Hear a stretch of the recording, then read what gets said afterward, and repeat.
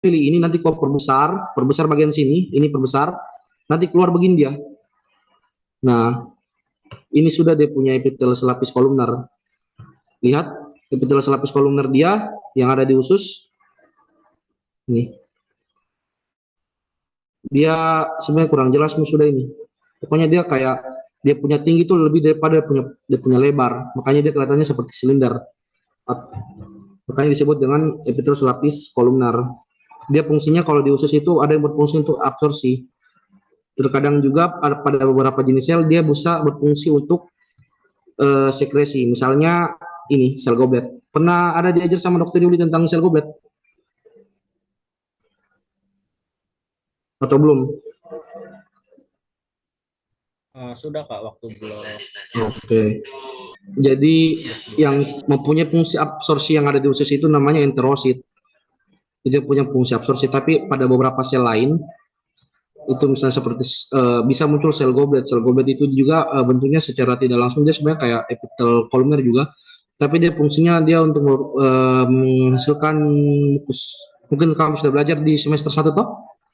Makanya di tampilan yang ada di sini terkadang bisa kita lihat dia punya apa. Dia punya sel goblet, kadang juga bisa kita lihat dia punya mukusnya. Ini yang putih-putih ini sel goblet. Nah, ini mukus-mukusnya ini yang dia hasilkan. Kalau yang ada yang pink ungu itu namanya enterosit. Tapi kalau sekarang kamu cukup tahu saja dia semua sel yang ada di sini itu epitel selapis kolumner. Paham? Paham nggak? Paham Kak. Paham. Oke. Lanjut lagi kita ke preparat terakhir.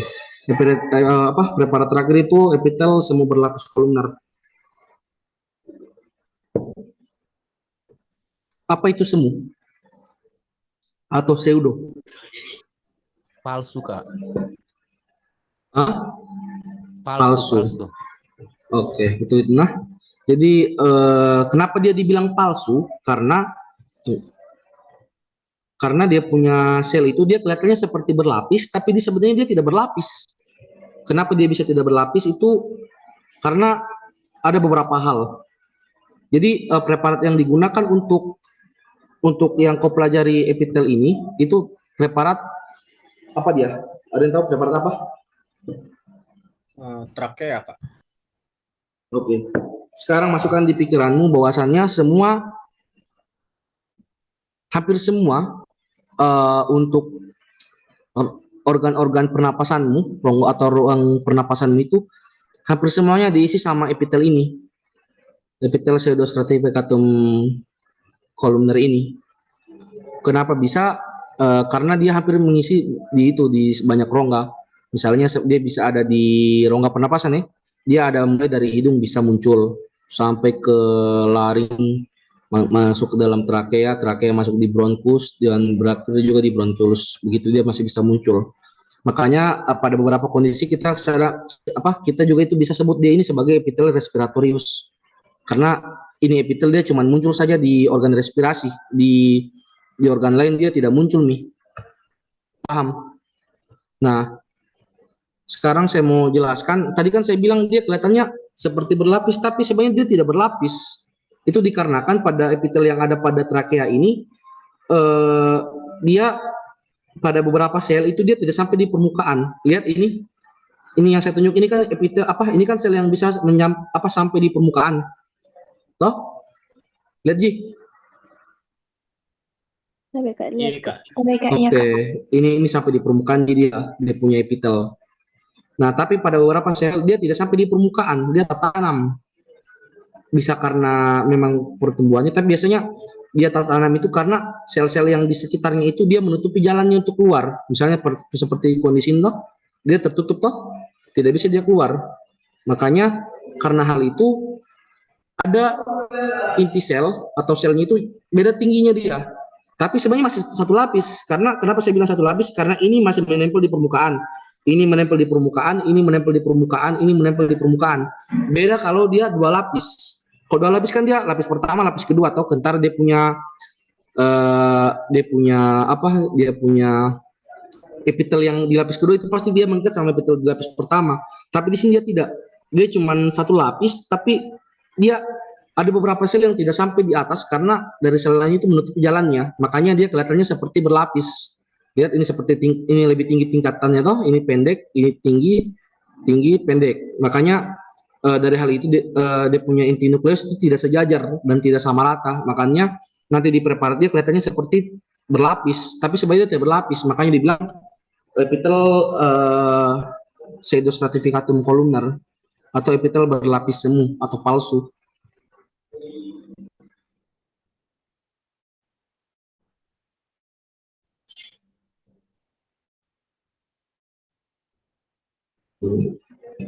Oke, lihat gambarnya ini. Lihat. Oke, jadi untuk caranya cari epithelium pseudostratificatum ini kita cari di mukosa. Di trakea itu, tahu trakea toh? Tahu Kak. Oke, trakea itu dari secara anatomis itu dia bentuknya seperti seperti huruf C, tapi ujungnya itu dia hampir menutup sempurna. Jadi seperti huruf C begitu.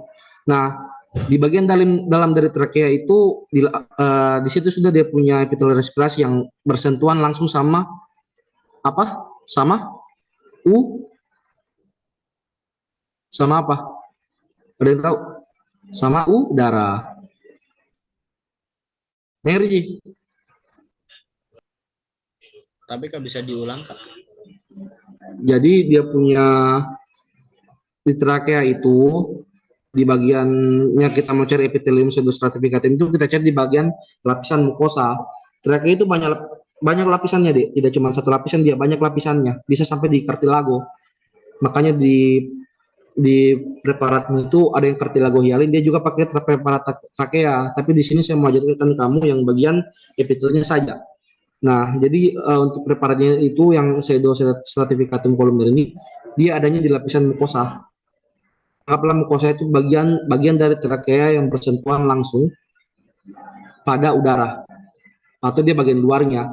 Jadi misalnya preparat trakea dikasih begini, yang kamu lihat dia punya pseudostratificatum itu di sini adanya di lapisan atas, yang lapisan bawah tidak usah. Ini lamina propria atau membrana basalis. Nah, sekarang saya mau kasih lihat ini kan dia kelihatan seperti berlapis toh. Lihat Ji. Iya Kak, lihat Kak. Iya Kak. Makanya dia dibilang pseudostratifid. Tapi sebenarnya dia tidak berlapis deh, karena yang di bawah-bawah ini dia tidak bisa naik ke atas karena dia terhambat dia punya pertumbuhan akibat dari adanya sel-sel lain yang ada di atasnya. Contohnya ini. Lihat, yang ini kan sampai di atas dia. Yang ini dia tidak sampai. Tidak sampai. Karena di atasnya ini dia tertutup, tidak ada jalan keluarnya. Kenapa juga saya bilang dia tidak berlapis? Karena lihat, dia tidak langsung menempel di epitel yang ada di anunya, di bawahnya. Makanya dia tidak berlapis, saya bilang tidak berlapis juga. Saya bilang dia berlapis semu. Karena kelihatannya kayak berlapis, tapi sebenarnya tidak berlapis. Jadi kalau misalnya besok sudah ada preparat dikasih begini, kamu lihat ada kayak berlapis, tapi dia kalau kau perhatikan dia punya inti sel sebenarnya dia tidak sampai saja tembus ke atas, nah langsung jawab saja pseudostratified columnar epithelium. Terus biasanya ciri khasnya dia ini ada dia punya ini apa namanya ini? Kalau di buku praktikummu?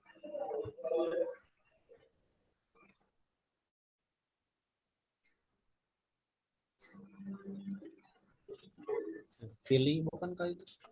Hah? Fili juga, Fili. Ini namanya cilia. Oh, cilia.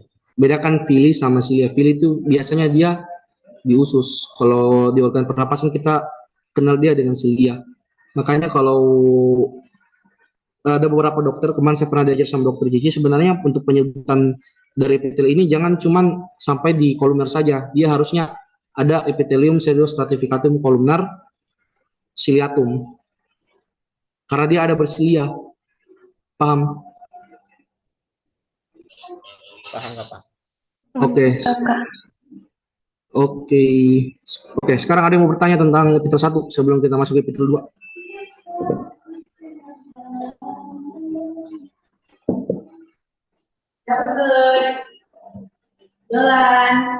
Ada yang mau bertanya tentang epitel 1? Siapa ini orang? Asyif, Hah? Asyifa. Asyifa? Masya Allah. Halo teman-teman Asyifa. Ah,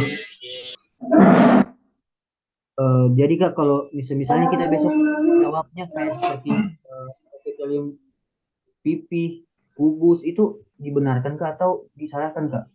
kalau saya secara pengalaman, nah, saya kasih benar. Asal dia tidak gabung-gabung bahasa. Misalnya, kayak begini, Maruf. Ini toh, kok saya tahu ini epitel selapis pipi. Tulis saja, epitel selapis pipi. Tulis bahasa Indonesianya. Tapi bahasa Indonesia itu saja, nggak usah kamu gabung-gabung. Misalnya epitel simplex pipi. Kalau mau tulis langsung Latin, tulis saja Latinnya langsung. Kalau Latinnya epithelium simplex squamosum. Toh, kalau misalnya kamu mau tulis bahasa Indonesianya epitel selapis pipi boleh, itu saya benarkan. Tapi saya kurang tahu kalau misalnya dokter ya, tapi dari pengalaman saya periksa jawabannya adik-adik selama saya menjadi astos dulu, saya selalu dibenarkan asal dia tidak campur bahasa. Baru biasanya dokter kan di awal-awal praktikum, kalau kamu masih kan semester 1 mungkin kan dibilang boleh tulis bahasa Indonesianya. Asal kamu tidak campur-campur bahasa, jangan campur-campur bahasa. Misalnya di sini epitel, kalau cuma tulis epitel simplex squamosum itu salah. Harusnya dia epithelium simplex squamosum. Kalau mau tulis epitel dia epitel selapis pipi, paham? Maruf. Tapi Kak paham Kak. Oke.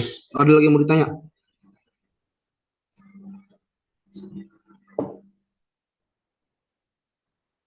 Ada yang mau ditanya? Mungkin dilanjut lagi, Kak. Oke, kita lanjut dulu ya. Apakah dia stop share dulu ya?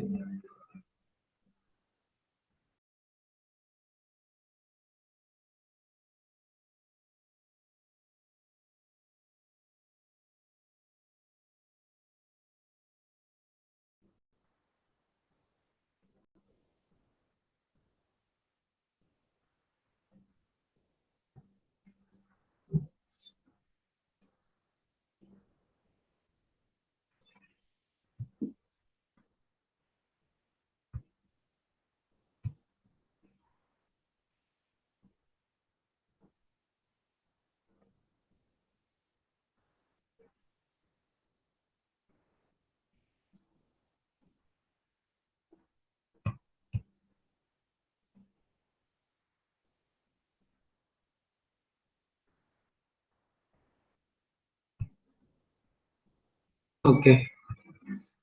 Di epitel 2 kelihatan ini saya punya PDF materinya. Ada, Kak, ada, Kak. Oke. Maksudnya dia kelihatan di situ besar atau gimana? Atau masih kelihatan saya punya layar home?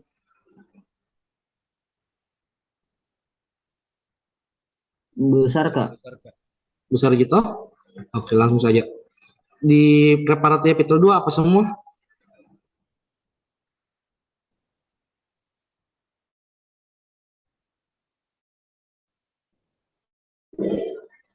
Apa semua deh?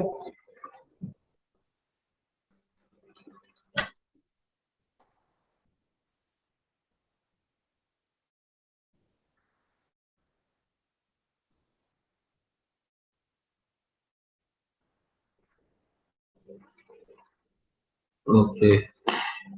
Tidak, maksudnya jenis epitelnya apa semua?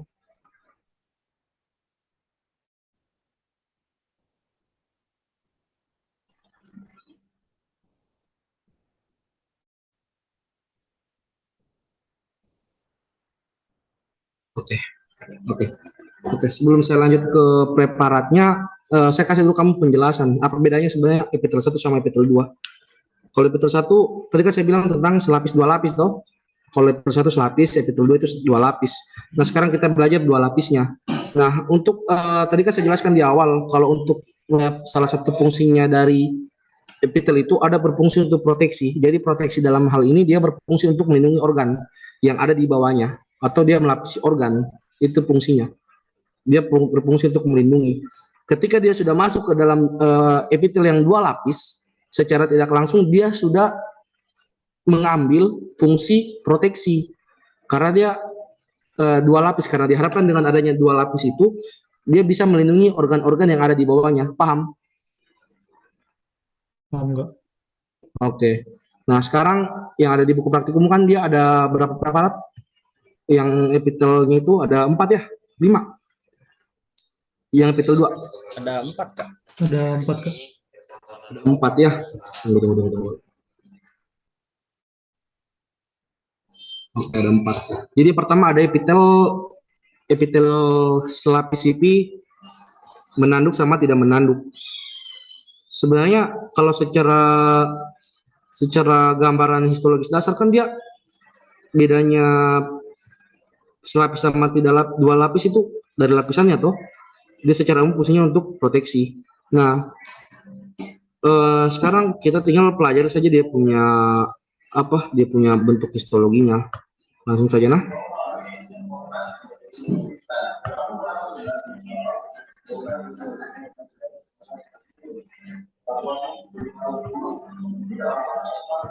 Oke. Sekarang ini gambarnya yang preparat pertamamu. Dia epithelium stratificatum squamosum non cornificatum. Nah, perlu adik-adik pahami non cornificatum yang dimaksud di sini itu artinya apa? Dia tidak berkeratin. Cornificatum itu artinya dia berkeratin. Jadi kalau dia non berarti tidak berkeratin.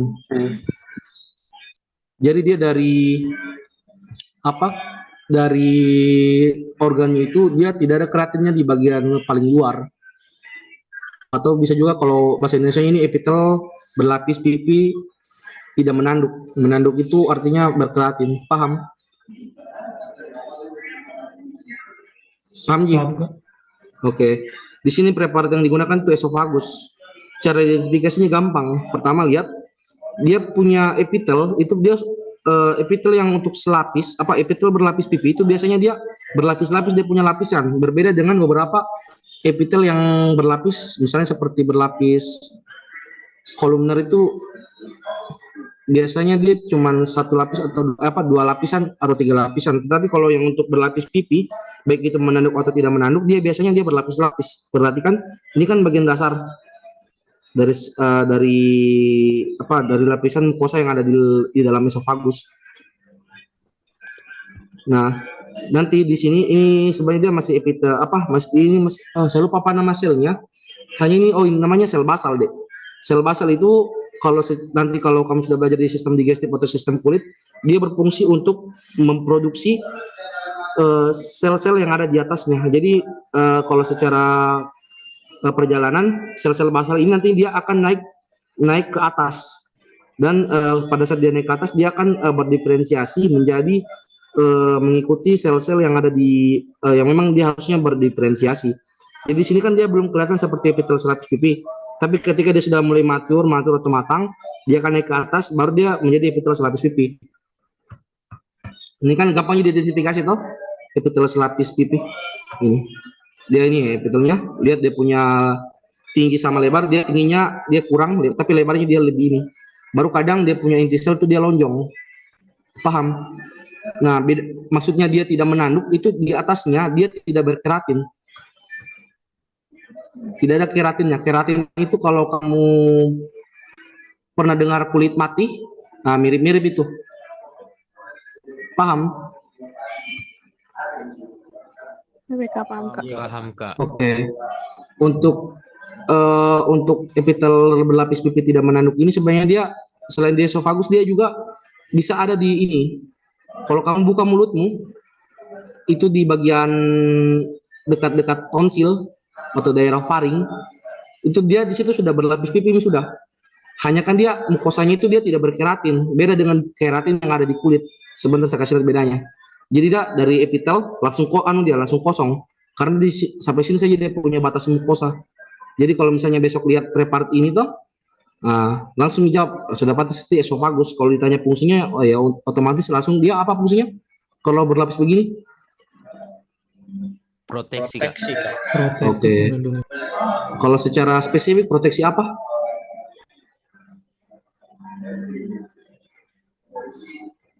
Proteksi organ esofagus. Karena kan esofagus itu nanti yang langsung berinteraksi sama makanan. Makanan itu tidak kenapa dia mempunyai fungsi proteksi? Karena itu makanan tidak semua yang masuk di esofagusmu sudah dalam keadaan hancur lebur, karena masih bisa saja yang tertinggal. Nah, fungsinya si epitel itu kenapa dia dibuat sama Tuhan berlapis-lapis di daerah esofagus supaya kamu punya esofagus tidak cepat bocor. Bayangkan kalau dia cuma satu lapis, terus tiba-tiba dia lewat makanan di situ, ternyata belum, atau lewat tulang saja sedikit dia robek punya esofagus, pasti langsung robek punya esofagus lah, tidak bisa lagi makan. Makanya Tuhan buat punya esofagus itu berlapis-lapis, dia punya epitel supaya dia bisa menahan adanya tekanan atau makanan yang masuk ke dalam esofagusmu supaya dia tidak bocor. Paham? Jadi dia fungsinya secara umum proteksi. Paham sampai sini? Paham nggak? Oke. Sekarang apa? Cornificatum, Epithelium stratificatum squamosum cornificatum. Cornificatum dia artinya berkeratin. Keratin di sini itu terdiri atas kumpulan-kumpulan dari apa? Dari sel-sel kulit yang mati. Kan tadi saya bilang di bagian basal dari sel-sel pipi itu dia biasanya ada sel basal di bagian bawahnya, yang dimana sel basal ini yang berfungsi aktif untuk membelah, dan nantinya lama-kelamaan dia akan pada bagian atas itu dia akan pipi, menjadi pipi. Toh, terus ketika si sel-sel pipi ini, kalau yang pada kulit itu dia sudah mencapai umurnya atau usianya, dia akan mati. Makanya disebut dengan keratinosit yang mati atau kulit mati. Nah, kulit mati ini nantinya dia akan terus terkumpul di atas kulit dan bisa hilang misalnya pada keadaan apa? Kalau kamu garuk-garuk kamu punya tangan atau kulit atau kamu mandi pakai sabun itu dia bisa hilang. Hanya secara prinsipnya seperti itu deh. Nah, sekarang bedanya antara epitel yang cornificatum sama tidak cornificatum, perhatikan saja. Kalau dia cornificatum, dia pasti ada keratinnya. Ini saya tunjuk ini keratin lah. Dia bedanya sama sel, caranya bedakan antara keratin sama sel epitel yang ada di bawahnya, kan dia sama-sama PPG ini. Kalau dari ini toh sama-sama PPG dia. Tapi biasanya yang di bagian keratinnya itu atau yang menanduknya itu dia tidak ada sudah inti selnya di sini. Kalau di sini kan dia masih bisa kulihat inti selnya itu yang mana? Masih jelas dia punya sel. Ini sama-sama pipi. Sini juga sama-sama pipi, walaupun yang di sini sebelah pipi, tapi di sini dia sudah tidak ada dia punya sel.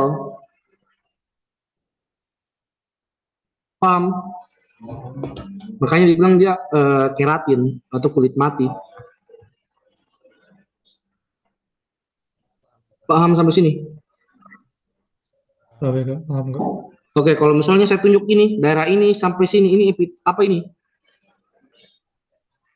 Calon berlapis. Epitel berlapis. Pik menanduk. Oke, ini epitelnya nah. Kalau yang ini apa ini? Keratin. Keratin, Kak. Oke, keratinnya. Kalau secara keseluruhan ini apa?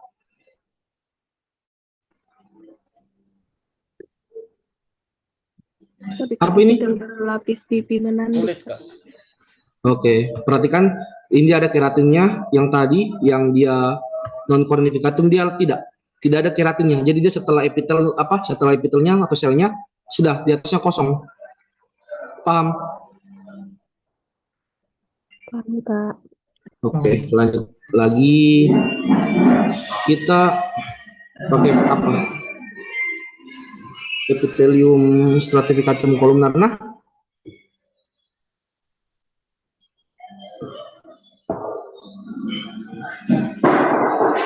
oke. Epithelium stratificatum columnar. Kalau dia stratificatum columnar otomatis apa? Silindris, Kak. Ya, silindris tapi berlapis. Perlu adik-adik pahami untuk yang stratificatum columnar itu dia biasanya berlapisnya itu kadang dia cuma 2 atau 3 lapis. Jarang sampai ada yang berlapis-lapis sekali seperti yang ini atau yang ini. Kalau berlapis pipi dia kadang dia berlapis-lapis pipinya, tapi kalau yang kolumner dia itu kadang 2 atau 3 lapis saja. Sebentar saya kasih lihat bedanya. Nah, di sini yang kamu pakai preparatnya uretra. Tahu uretra apa?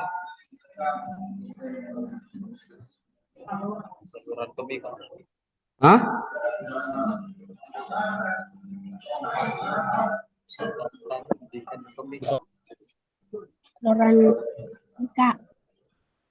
Apa itu uretra?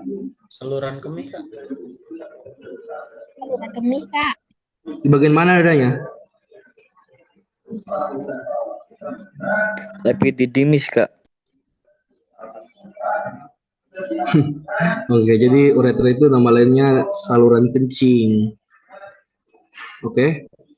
Dia bisa jadi dalam penis itu biasanya dia langsung ada di bagian dalamnya tempat saluran kencing. Begitu pula juga di wanita. Nah, sekarang tidak perlu aja supaya dipelajari sekali, cukup lihat saja pahami dia punya bentuk preparat.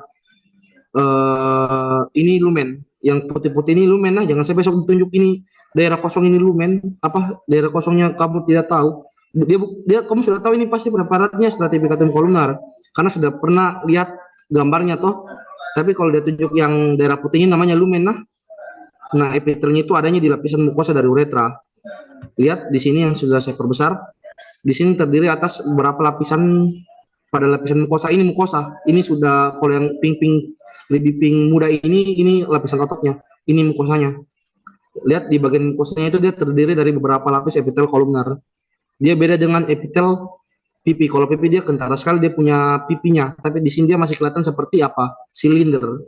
Anggap ini, lihat ini kursorku. Ini silinder, satu silinder, terus di bawahnya dia satu silinder lagi. Jadi bisa 2 atau 3 lapis. Itu Ji kalau yang epitel kolumnar yang berlapisnya. Paham Ji sampai sini? Paham, Kak.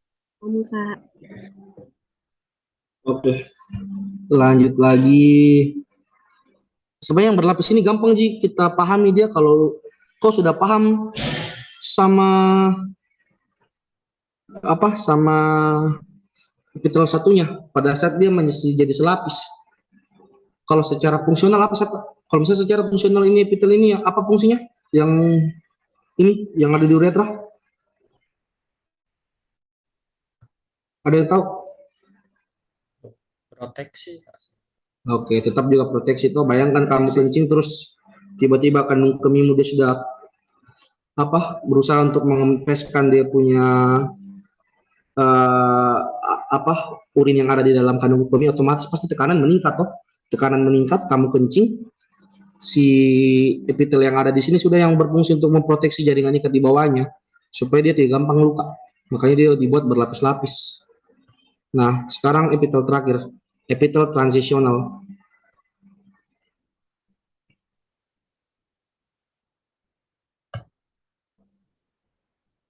Kenapa dia disebut transisional? Ada yang tahu? Karena sesuai lokasinya, Kak. Karena berubah dia, Kak. Jadi kalau dia penuh urinnya itu dari dari kolumner dia berubah jadi squamosum, tapi kalau urin kosong dia jadi kolumner kembali, Kak. Bagaimana coba? Tapi Kak, kan ini epitelium transisional ada di vesika urinaria. Jadi saat vesika urinarianya penuh sama urin, itu epitelnya yang awalnya kolumner berubah jadi squamosum, Kak. Dari yang agak dari kolumner dia jadi squamosum karena dipenuhi sama urin, Kak. Ada yang tahu kenapa dia diharuskan begitu ini sel epitel? Biar tampungannya biar tidak kecil kan, biar kalau terisi urin biar bisa banyak penampungan.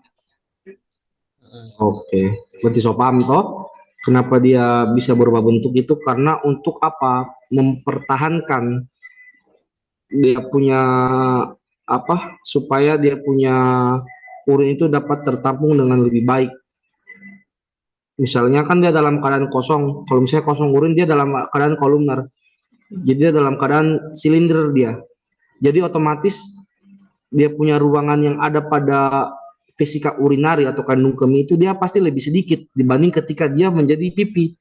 Dia menjadi pipi ketika dia sudah ada air tertampung di situ. Supaya dia punya penampungan air lebih banyak dibanding ketika dia jadi dalam keadaan kolumnar. Kenapa dibilang transisional? Karena tadi dia punya fungsi untuk berubah. Nah, nama lainnya epitel transisional ini nama lainnya urotelium. Kenapa dibilang urotelium? Karena dia cuma ada di apa? Di Di, vesika urinaria, Kak. dia ada di sistem urinari. Oke. Sebenarnya caranya gampang Ji. Kalau mau bedakan preparat yang ini sama preparat lain, cukup kamu lihat saja dia punya otot. Di dalam vesika urinary itu ada otot detrusor. Dia biasanya di bagian misalnya, ini toh kalau dikasih lihat preparatnya ini kan kalau secara kita bingung ini pasti epitel kolumnar. Hanya kan kalau epitel kolumnar sudah pasti ada juga di usus. Pasti bukan ini toh, ini mau bilang juga kuboid di kuboid lain, kuboid yang selapis dia pasti folikel, kamu dapatnya bundaran nanti dia punya preparat. Jadi pertama perhatikan dia punya jumlah otot. Biasanya kalau vesika urinari karena memang dia berfungsi untuk penampungan cairan atau ya kurang lebih begitu, dia lebih banyak ototnya di situ supaya dia bisa tahan dia punya ketika terjadi distensi. Makanya kalau dia preparat begini langsung saja tulis sudah epitel transisional atau urotelium. Kalau misalnya saya tanya, yang mana di sini sel payungnya? Pernah dengar sel payung?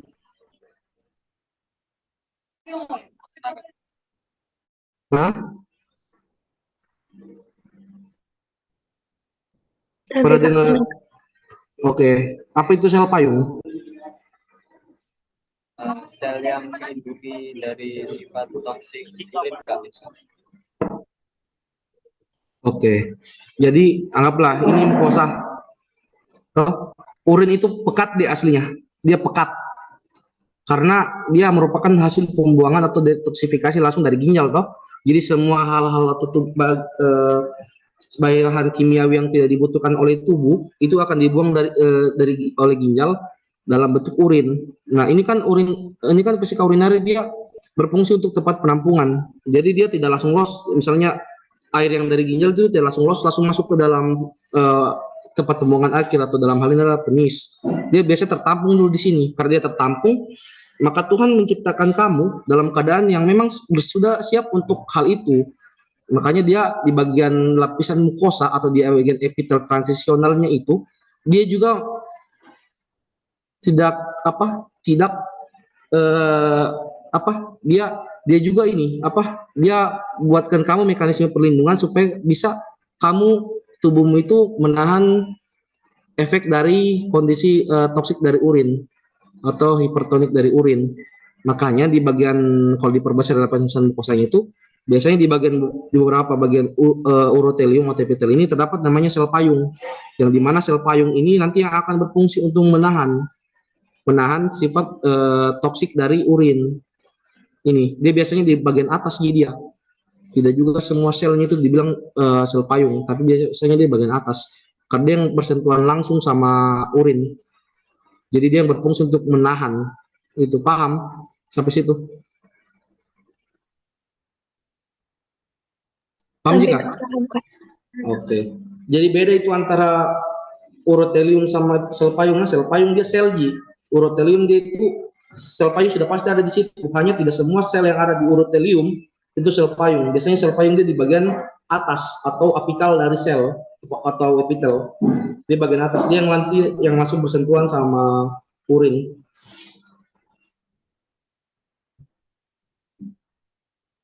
Ada yang mau bertanya tentang epitel 1 dan 2?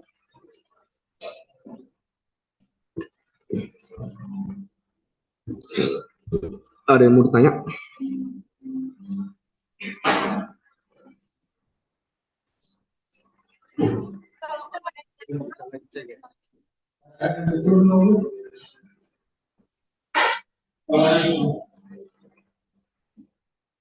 Oke, kalau nggak ada saya mau tanya, apa materi kedua? Khususnya setelah praktikum epitel 2, materi apa diajar?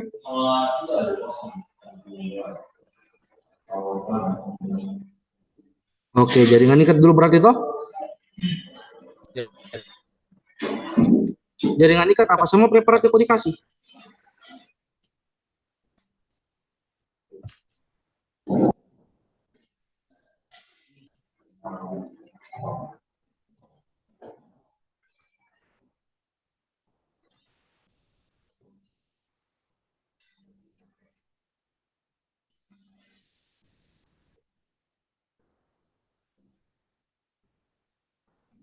Oke. Sebenarnya yang untuk jaringan ikat saya agak sulit kalau mau belajar langsung jauh begini karena pertama saya belum sempat juga siapkan saya punya bahan ajar karena saya punya semua bahan ajarku itu di ini. Ada saya punya buku itu. Hanya kan saya tidak bawa. Jadi saya coba saja ajar pakai PPT dokter. Nah, nanti tolong mengerti saja. Oke? Boleh? Boleh Kak. Boleh Kak. Oke, tunggu ya. Istirahat dulu 3 menit, 3 menit. Saya mau ambil minum dulu. Lanjut.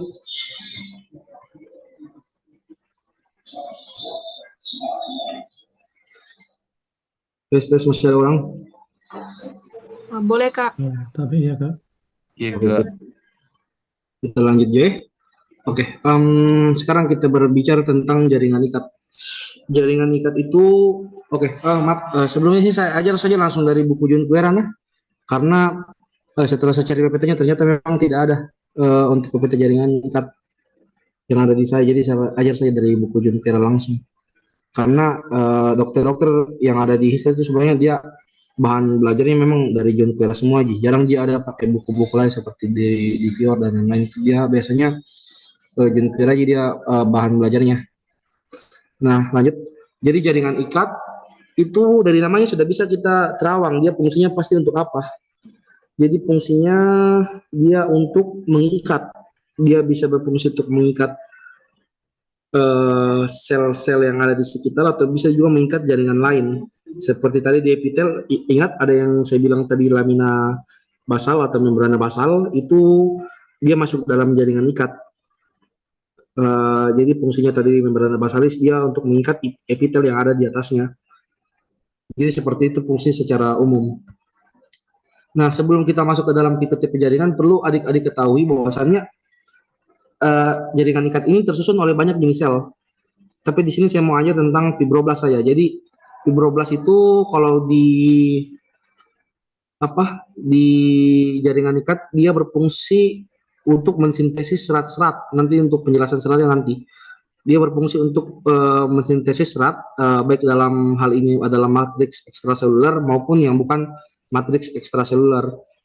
Jadi ada beberapa komponen yang diproduksi pada fibroblast pada jaringan ikat, yaitu ada substansi dasar dan serat protein. Serat protein itu ada 3, ada serat elastis, kolagen, dan retikular. Dan nanti dari komponen serat-serat yang ada pada jaringan ikat itu nanti akan menentukan dia penamaannya apa. Makanya ada dibilang jaringan ikat elastin, ada jaringan ikat padat. Kalau jaringan ikat padat itu apa isinya? Sebentar saya jelaskan. Paham sampai sini? Paham, Kak. Oke, kita lanjut lagi nah.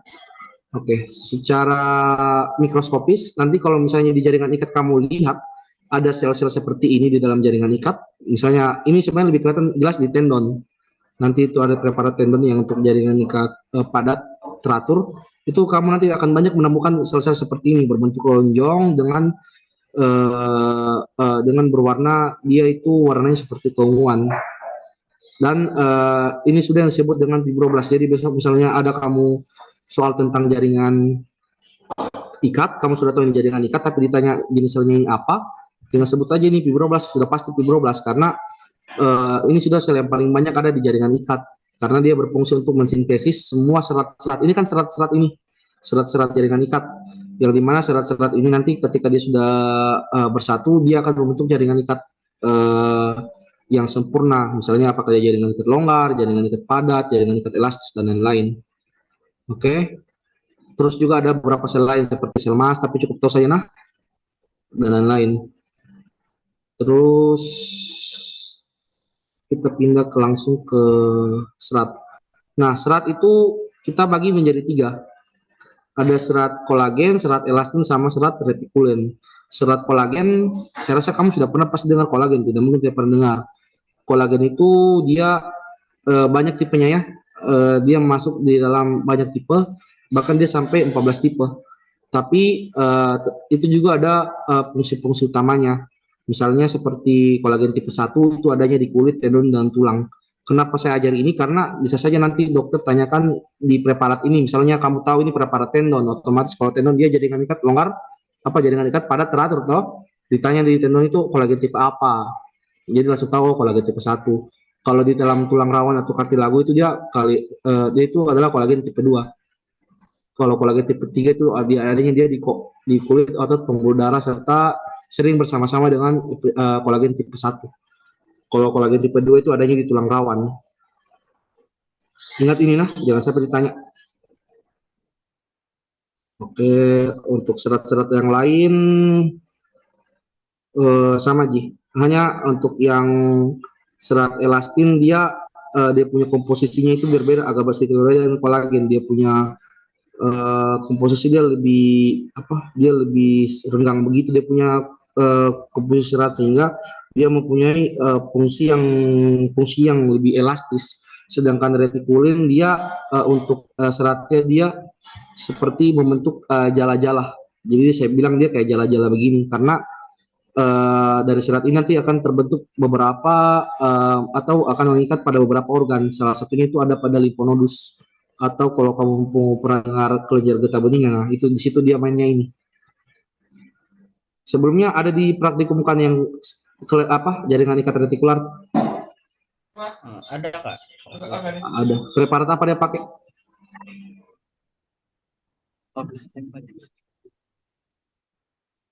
Lupa. Nodus limfatikus Kak. Oke, berarti betul. Nah, dia adanya nodus limfatikus. Dia kentara, jadi dia jaringan ikat retikular itu dia seperti jala-jala atau seperti jaring laba-laba. Dia tersusun baru. Saya kurang tahu dia pewarnanya apa di buku praktikum udah. Hematosilinea. Oke. Oke. Terus yang di sini ini namanya serat elastin. Kalau tadi serat kolagen kan dia jelas toh. Ini kolagen. Ini serat-serat kolagen ini. Kalau yang saya tunjuk ini fibroblast. Ini serat kolagen, dia lebih padat untuk kolagen. Sedangkan retikular dia bentuknya seperti tipis-tipis begitu, tapi dia bentuknya seperti jala-jala begini. Dan ini serat elastin. Kalau serat elastin dia sebenarnya dia tidak terlalu padat, tidak sepadat jaringan ikat tidak sepadat serat kolagen, tetapi karena ketidakpadatan ini dia membuat dia lebih elastis sehingga dia bisa lebih mudah untuk menahan regangan. Coba kamu bayangkan perbedaannya antara kolagen sama elastin itu seperti begini deh. Tahu apa nih, kayak piring keramik sama piring plastik. Coba bayangkan dulu kamu ada piring keramik atau piring plastik. Nah, piring keramik itu kita ibaratkan dia seperti serat kolagen. Dia punya komposisi itu lebih padat. Karena lebih padatnya dia kalau dia tekanan dia lebih kuat, dia tahan. Tapi ketika dia regangan, misalnya kayak itu kamu anggaplah itu di piring itu kamu lemparkan kayak bola begitu, dia bisa langsung pecah karena regangannya dia tidak kuat. Sedangkan yang untuk yang serat elastin dia punya kepadatan dia lebih berkurang daripada serat kolagen, tetapi dia punya regangan. Tahu jadi regangan apa? Regangan itu kayak karet. Kayak karet kalau kamu tarik begitu itu regangan. Dia lebih besar dibanding kolagen, sehingga itu penting kamu tahu karena ini menjadi dasar kenapa si serat atau jaringan ikat ini itu adanya di organ ini. Sebentar saya kasih lihat, saya kasih tunjukkan. Oke, preparat pertama yang ada di praktikum apa?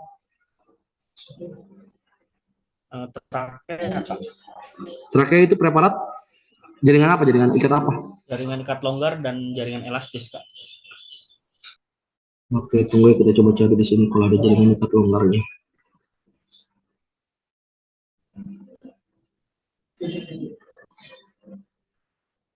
Oke.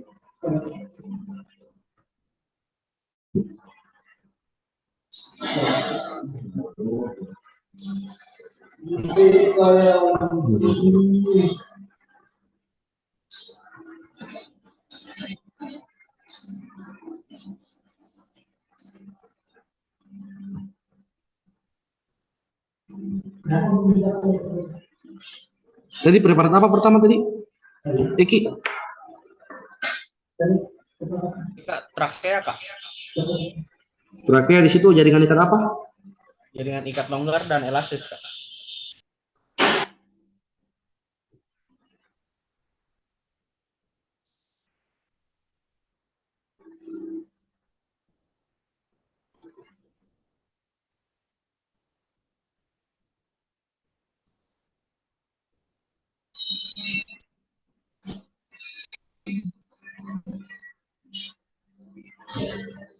Oke.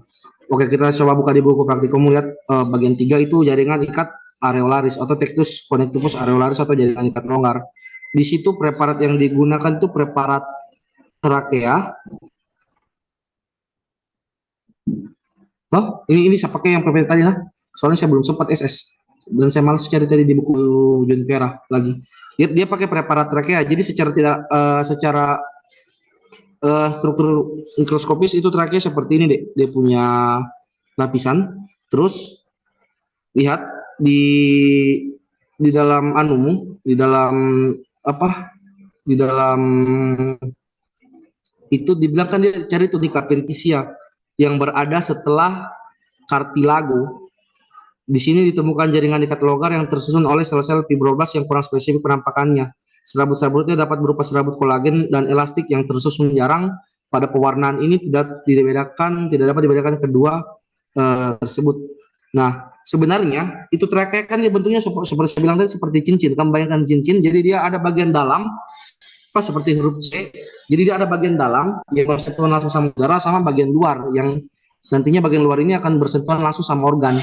Tunica adventitia itu maksudnya tunika atau lapisan paling luar dari si trakea. Jadi ini kan tadi mukosa itu bagian dalam. Ini kalau kau teruskan sampai setelah cartilago nanti dia dapat tunica adventitia, kurang lebih dia seperti begini. Nah, di tunica adventitia itu dia dilapisi oleh apa? Oleh si ini tadi, ada jaringan ikat areolaris. Areolaris itu cirinya dia tersusun oleh apa? Oleh kumpulan dari serat kolagen sama serat serat elastik, yang dimana dia tersusun jarang-jarang dibanding dengan jaringan ikat lain. Ini seperti ini gambarnya. Lihat toh dia terus ini serat-serat gini. Ini kan cartilago. Kenapa saya bilang ini cartilago? Karena di sini ada kondrosit. Di kondrosit itu setelahnya itu dia ada di sini. Di sini apa? Jaringan ikatnya, jaringan ikat longgar. Paham? Paham, Ji? Jika paham, Kak. Iya, paham. Jadi dia jaringan ikat longgar dari namanya saja dia longgar. Kalau ditanyakan secara fungsional secara struktural dia dikomposisikan oleh apa, otomatis pasti dia tetap kita bilang dia ada seratnya. Hanya seratnya itu dia ada dua, ada serat kolagen sama serat elastin.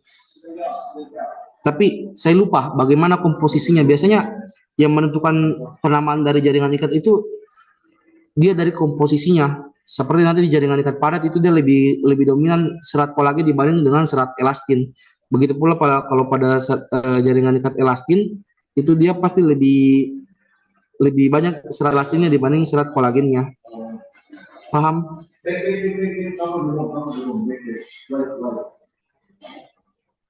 Nah, itu yang jaringan ikat longgar. Sekarang saya mau ajar tentang jaringan ikat elastis. Karena sama-sama di trakea atau? Ada jadi ajar kayak ini? Sampai Kak, iya Kak. Oke. Kalau tadi kan saya bilang kalau yang untuk jaringan ikat longgar kau cari di tunica adventitia. Sebenarnya tunica adventitia itu di bawahnya lagi ini cartilago. Jadi seharusnya kalau di Junpera itu seharusnya itu kalau di mikroskop dia itu harusnya setelah cartilago ini nanti di lapisan bawahnya itu ada tunica adventitia atau nama luar. Tapi sebenarnya kalau secara teori harusnya cartilago ini akan selalu diikat oleh jaringan ikat. Makanya tadi saya jelaskan yang untuk jaringan ikat longgarnya itu saya pakai preparat yang di atasnya cartilago, walaupun memang kalau di buku praktikum kamu disuruh cari di bawahnya, tapi saya pakai tadi di sini karena cartilago itu dia pasti akan selalu ditutupi dulu sama ini dibanding preparat lain. Paham?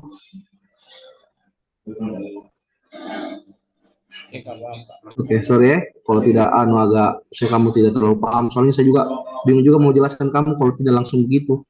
Saya sebenarnya lebih enak menjelaskan atau belajar adik-adik itu kalau ketemu langsung karena bisa langsung peragakan bagaimana dia punya bentuk. Bisa kamu tanya-tanyakan ke teman-temanmu yang sebelumnya sudah pernah saya ajar atau ke seniormu. Saya lebih enak kalau belajar langsung, kalau belajar jauh begini agak susah.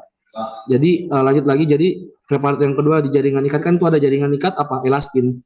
Kalau jaringan ikat elastin itu kamu di buku praktikummu disuruh cari di lamina propria. Bedakan antara tunikat petisia sama lamina propria. Kalau dia jaringan apa? Kalau dia lamina propria itu adanya ini epitel, ini kan epitel, epitel respiratory. Nah, saya bilang tadi di epitel itu akan selalu mengikat sama lamina propria. Jadi caranya cari lamina propria langsung saja kamu dapat epitelnya langsung cari di bawahnya, pasti sudah dapat langsung lamina propria. Lamina propria itu jaringan ikat elastis. Terus selanjutnya pada lamina propria ini dia tersusun oleh apa? Tersusun rapat. Terus tidak juga terlalu rapat sih, tapi di situ bisa kita lihat dia punya persebaran dari fibroblasnya yang biasanya pada pewarnaan hematoksin itu bisa terpulas seperti warna ungu. Namun kadang juga bisa kurang spesifik. Nah, sebenarnya untuk jaringan ikat elastis ini kenapa dia disebut jaringan ikat elastis? Karena dia punya komponen pembentuk serat yang bentuk jaringan ikat yang ada di sini tuh dia lebih dominan serat elastin dibanding dengan serat kolagen. Makanya dibilang jaringan ikat elastis. Kenapa dia adanya harus di lamina propria jaringan ikat elastis ini? Ada yang tahu?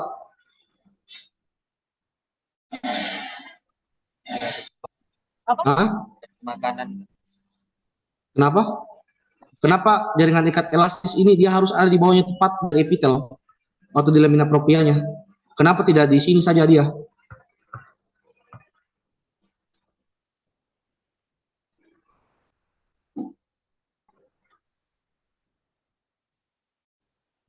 Ada yang bisa logika kan?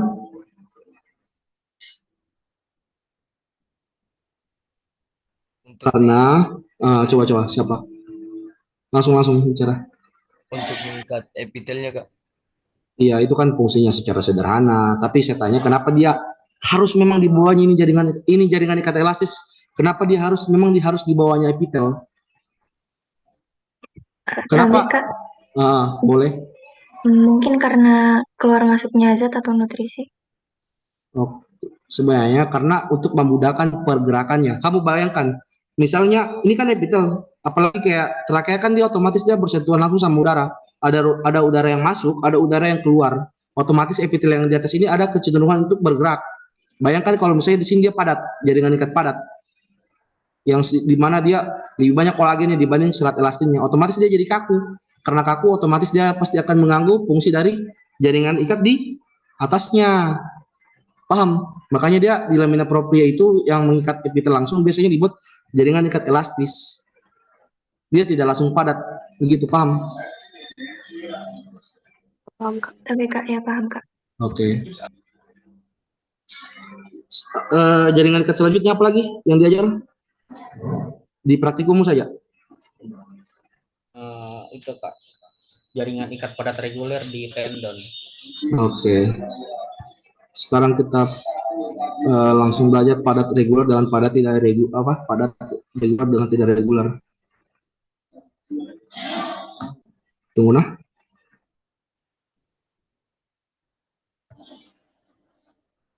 Oke. Nanti yang kayak masalah-masalah kecil itu kayak preparat itu nanti kamu hafal sendiri Jo ya. Atau pewarnaan itu nanti hafal sendiri Jo. Tidak usah lagi saya jelaskan di sini biar cepat saja, sudah jam berapa, masih banyak juga materi toh. Terus kita belajar tentang jaringan ikat padat reguler. Nah, secara garis besar jaringan ikat padat reguler ini kelihatan gitu? Kelihatan Ji? Kelihatan Kak. Oke, jaringan padat reguler itu kita kan pakainya organ tendon. Tahu tendon apa?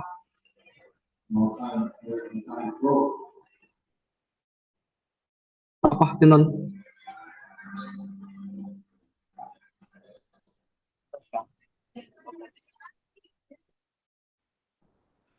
Masa belum tahu tendon sudah semester 2? Otot Kak. Tendon Menghubung itu, otot dan tulang kak. iya betul. Jadi tendon itu yang menghubungkan punya otot sama tulang. Cirinya yang bagaimana sih tendon itu? Coba sekarang kamu lihat di kakimu itu pegang, ada di situ tendon Achilles yang dia menghubungkan tulang belakang pahamu, tulang belakang betismu sama otot belakang betismu sama tulang yang ada sama calcaneus. Bisa kamu pegang kakimu, itu ada tendon di situ yang menghubungkan. Kentara dia padat sekali. Namanya tendon Achilles, itu salah satu jenis tendon. Dia berfungsi untuk menghubungkan otot ke tulang. Makanya disebut jaringan ikat, karena dia mengikat begitu. Nah, secara histologis tendon ini dia dilapisi oleh apa? Dia itu dibentuk oleh apa? Dia itu dibentuk oleh serat kolagen. Dia lebih dominan di sini serat kolagennya dibanding dengan serat elastin atau retikulin. Makanya dia biasanya tersusun padat. Baru kena bedanya antara reguler dengan irregular, lihat saja kalau dia reguler pasti dia punya arahnya itu dia akan sama, maksudnya satu arah. Lihat di sini dia satu arah gitu. Lihat Ji, Iya, Kak. dia satu arah Ji. Tidak nanti kayak kalau irregular dia berbagai arah dia punya. Tidak jelas dia punya jaringan ikat padatnya. Dia padat tapi tidak searah. Banyak arah dia bisa, makanya dibilang irregular. Dia ini melapisi bagian tendon.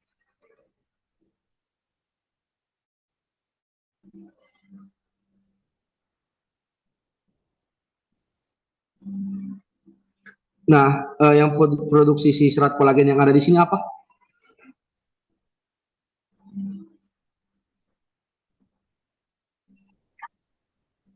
Nama selnya produksi kolagen? Fibroblast, Kak.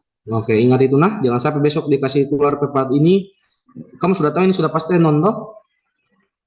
Tapi ditanya yang produksi dengan serat yang paling banyak di sini apa? Sudah pasti kolagen. Kalau ditanya lagi dia punya sel apa yang produksi itu kolagen, langsung jawab fibroblast. Paham? Paham, Kak. Oke.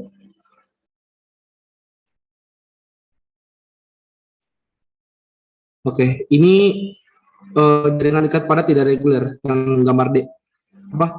Iya, tidak teratur atau irregular. Ini kalau di buku praktikum kan dia pakai preparat kulit kepala. Iya kak, kulit kepala, tapi kemarin nggak di praktikum kan Kak? Oh, tidak di praktikum kan yang padat irregular? Enggak kak. Oke, sebenarnya saya jelaskan sedikit. Nah, jadi kalau tadi kan dia tendon kan dia padat reguler. Kenapa dibilang padat reguler? Karena dia punya arah, dia padat, tapi dia punya arah itu cuma satu arah dia. Sedangkan yang padat irregular, dia padat hanya dia punya arah itu berbeda-beda antara yang lain dengan yang satu. Misalnya kayak ini arahnya dia ke bawah begini, ada yang kayak begini, ada lagi yang begini, ada yang dari begini, ada bahkan yang langsung begini, dia punya arah. Jadi dia dibilang dia tidak teratur. Sedangkan ini dia teratur, satu kali lurus begini, begini, begini. Paham? Paham kak, paham. Iya, paham. Oke. Kalau yang jaringan ikat selanjutnya apa lagi diajar?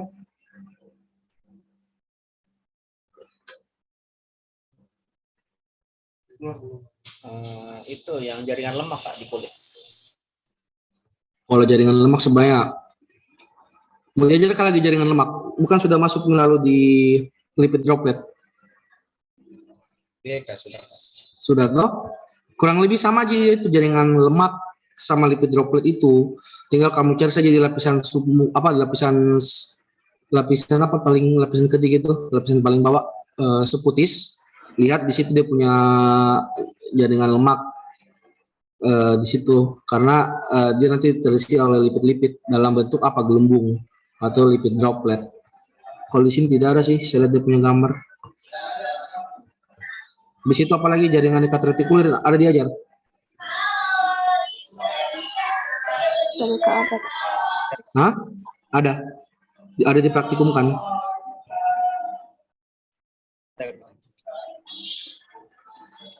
Ada? Tapi Kak ada Kak. Oke. Kalau retikulin dia kenapa disebut jaringan ikat retikular? Karena serat yang ada dominan di situ memang serat retikular. Serat retikular itu dia cirinya ini saja. Gampang kamu bedakan. Pasti kalau kamu dikasih lihat preparatnya, kalau memang sudah pernah lihat sebelumnya, pasti akan langsung tahu ini pasti jaringan ikat retikular. Dia punya Dia punya ada yang namanya dia prosesus selularis yang dimana itu jaringan ikat retikular itu tampak berada pada substansi interselular. Terus dia punya serat retikular itu pasti kelihatan jelas karena dia membentuk anyaman seperti jala-jala. Jadi lihat ini serat retikular toh, dia membentuk anyaman. Yang nanti dia saling menganyam di situ, membentuk jala-jala. Yang dimana kalau menggunakan pewarnaan dengan perak itu dia akan terpulas menjadi jala-jala berwarna hitam seperti ini. Nih, dia kelihatan jelas toh. Terus karena dia di sini serat retikular itu dia biasanya kalau di praktikum kan dia bilang di nodus limfatikus, karena dia di nodus limfatikus itu merupakan organ imunitas, otomatis limfosit atau sel limfosit itu dia bisa muncul di sini di preparatmu itu. Hanya kalau seperti ini kita agak susah bedakan yang mana limfositnya, yang mana dia punya sel-sel lain. Tapi karena dia di limfonodus atau limfonodus ini kelenjar getah bening masuk ke dalam sistem imun, otomatis pasti dia bisa muncul di situ. Paham? Kak paham Kak. Oke. Ada lagi mau ditanya tentang jaringan ikat?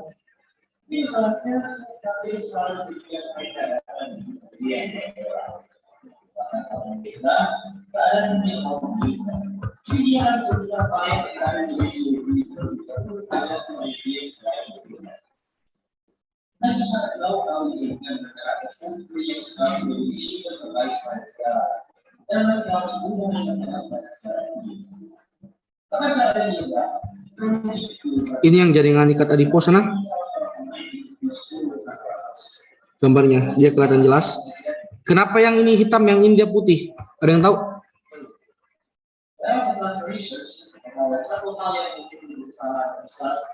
Ada yang tahu?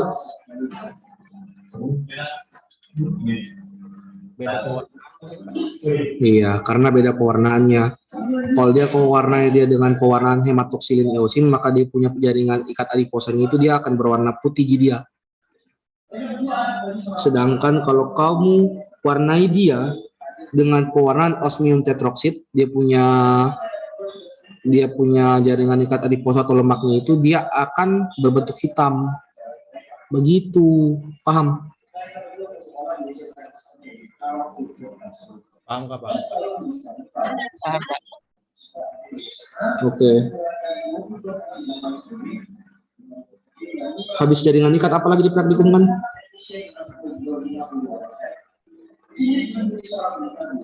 Darah Kak. Darah. Ya darah tapi cuma satu. Tunggu ya.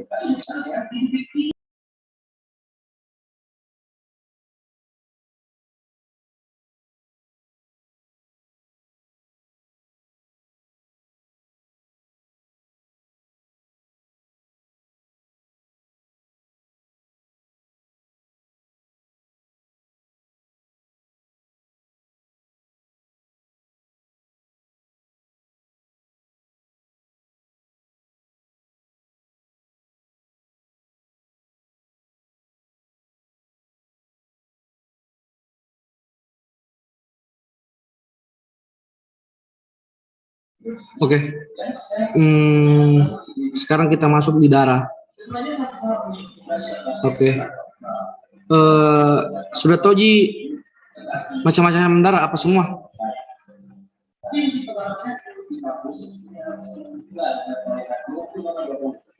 Ada eritrosit, trombosit, Oke. Kenapa darah dimasukkan ke dalam jaringan ikat? Ada yang tahu?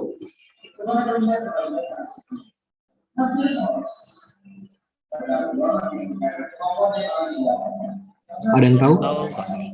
Oke, nanti cari tahu nah. Oke, saya mau belajar tentang darah. Darah sebenarnya dia itu darah. Kalau secara klasifikasi kita bagi dia menjadi komposisinya itu dia ada air, protein, sama zat terlarut. Itu masih darah toh ya. Terus kalau dari jenisnya itu kita bagi sel darah merah, sel darah putih. Kalau sel darah merah kamu kenal dengan eritrosit. Kalau sel darah putih mungkin kamu kenal dengan leukosit.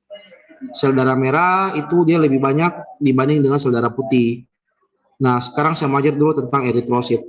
Eritrosit itu bentuknya bikonkav. Jadi dia bikonkav, terus dia tidak mempunyai inti sel. Itu kalau pada eritrosit yang dewasa. Tetapi kalau pada eritrosit yang masih muda atau yang masih baru berada dalam baru dilepaskan dari sumsum tulang ke pembuluh darah, dia itu terkadang masih bisa kita lihat dia punya inti sel, tetapi sepanjang usianya itu dia akan semakin menghilang inti selnya dan membuat dia punya bentuknya sel eritrosit itu seperti cakram, atau saya bilang dia bikonkav. Konkav itu kayak cekung ke dalam begini. Ini kan cekung ke dalam, dia cekung ke dalam. Kenapa dia bi? Karena dari sisi yang satu sama yang sisi yang lain itu dia sama-sama cekung ke dalam, makanya bilang bikonkav. Paham sampai sini kenapa disebut bikonkav? Paham nggak? Oke. Terus eritrosit ini juga dia bisa membentuk yang namanya Rolex. Jadi Rolex itu seperti kayak kumpulan beberapa eritrosit ketika dia sudah beredar dalam pembuluh darah. Namun pada preparatnya kamu kan biasanya kamu lihatnya dia kayak tersusun seperti ini toh. Toh dia tersusun begini. Tapi kalau pada beberapa pemeriksaan histologis dia biasanya juga bisa seperti tersusun Rolex begini. Dia tidak satu-satu kayak begini dia. Oke, sampai situ eritrosit ada yang mau ditanya?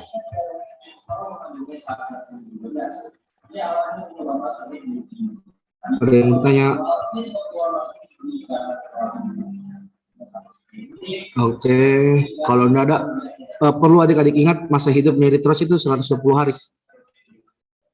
Dia terpanjang. Kalau sel darah putih dia biasanya dia punya masa hidup dia cepat ada 1 sampai 4 minggu, 1 sampai 4 hari, kadang 1 sampai 2 minggu, namun ada juga yang sampai bertahun-tahun. Tapi kalau eritrosit dia 120 hari, itu dia punya masa waktu normal. Nah, sekarang saya mau ajarkan kamu yang bagian susah-susah gampangnya untuk bedakan jenis-jenis darah sama fungsinya. Ini sel darah putih. Sel darah putih secara fungsi kan dia berfungsi untuk sistem imun. Nah, itu kita bagi dia menjadi dua. Ada yang bergranul sama tidak bergranul. Kalau granul, kita sebut dia granulosit. Kalau tidak bergranul, kita sebut dia agranulosit. Granul itu kayak titik-titik di dalam sel darah. Dia ada titik-titik granulnya. Yang dimana titik-titik ini kita kenal sebagai fragmen-fragmen perpecahan atau pemecahan dari ini. Dari sel darah itu sendiri, sehingga dia membentuk granul-granul.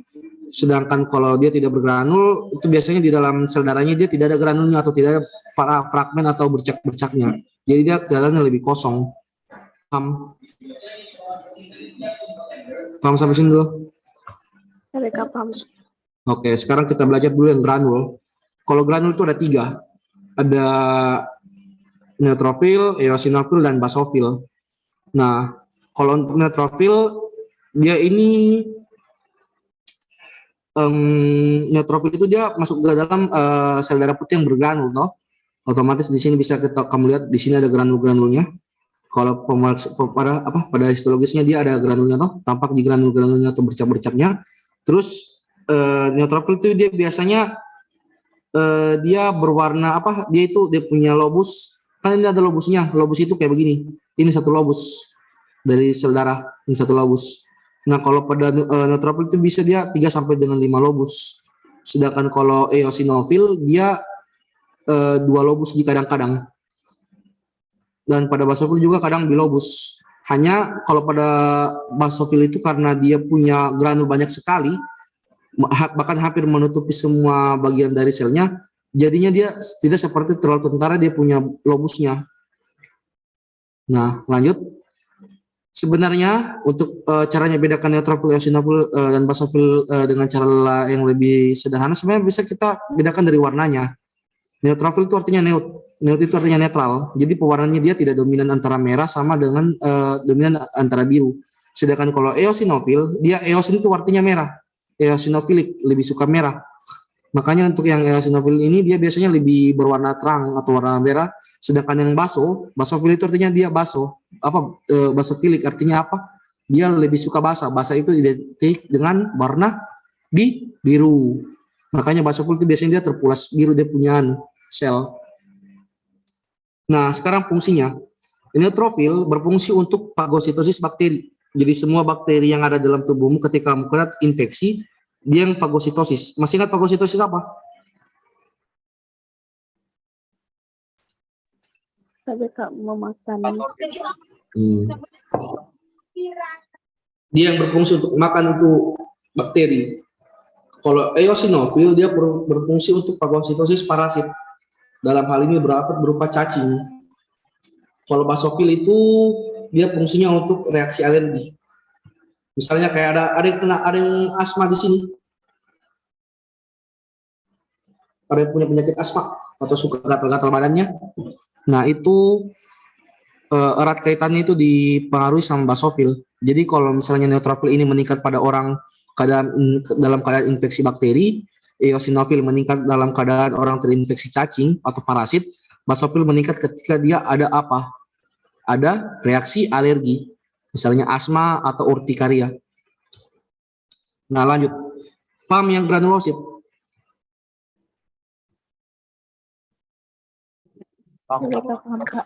Oke. Oke. Sekarang kita yang agranulosit. Agranulosit itu artinya dia tidak bergranul. Ada kita kenal limfosit sama monosit. Limfosit itu nanti di sistem imun kamu akan diajarkan secara nyata, dia punya fungsi secara garis besar, karena kalau fungsinya limfosit dia tidak sesederhana fungsinya neutrofil, eosinofil, dan basofil. Dia fungsinya dia kompleks, banyak fungsinya. Karena dari limfosit itu kita bagi lagi dia menjadi sel T, sel B, sel lain-lain. Nanti tapi secara fungsi utamanya dia berfungsi untuk imunitas adaptif. Nah, dia punya nukleus, dia tidak berlobus, tapi dia langsung bulat full dia. Beda dengan basofil. Basofil dia kelihatan bulat, tapi sebenarnya itu bulat itu karena dia ditutupi oleh granul-granulnya. Sedangkan kalau yang limfosit dia ini bulat full, baru di tepi-tepinya tidak ada granul. Paham? Ini bulat full tapi tidak granul. Sedangkan yang basofil dia bilobus, tapi dia ada granul-granulnya, sehingga kalau ditapakkan histologisnya dia seperti full begitu, seperti bulat, tapi beda. Akan ada bedanya. Kalau di basofil pasti ada celah-celahnya yang masih bisa kita lihat dia punya lobus, tapi kalau di limfosit dia tidak ada sudah. Karena memang dia punya lobus atau nukleusnya itu dia bulat full. Paham? Fungsinya untuk imunitas adaptif. Nah, selanjutnya ada monosit. Monosit itu dia nanti ketika masuk ke ini kan monosit itu kalau dia masih di dalam pembuluh darah dia masih monosit namanya.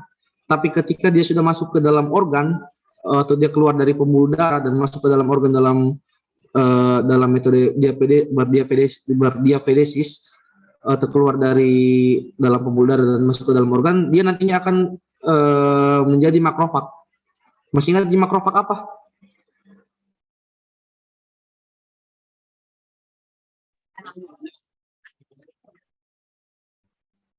Masih ingat di makrofag apa?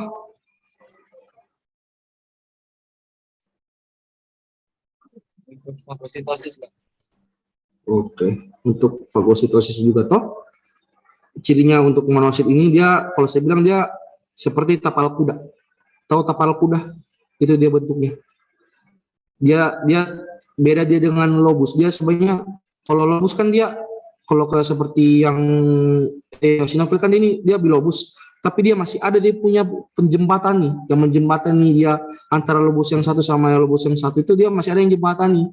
Sedangkan di monosit dia seperti kelihatan bilobus, tapi sebenarnya tidak bilobus karena tidak ada jembatan yang menjembatani. Makanya saya bilang dia punya nukleus itu dia seperti tapal kuda atau huruf C. Baru dia tidak bergranul ya. Fungsinya untuk produksi makrofag atau prekursor dari makrofag. Oke, sampai sini Dar, ada yang mau ditanyakan?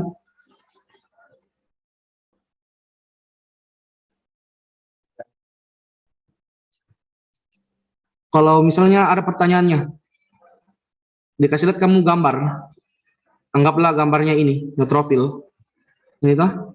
Atau gambarnya eosinofil. Baru pertanyaannya, pada kondisi apa sel darah ini meningkat? Apa jawabannya?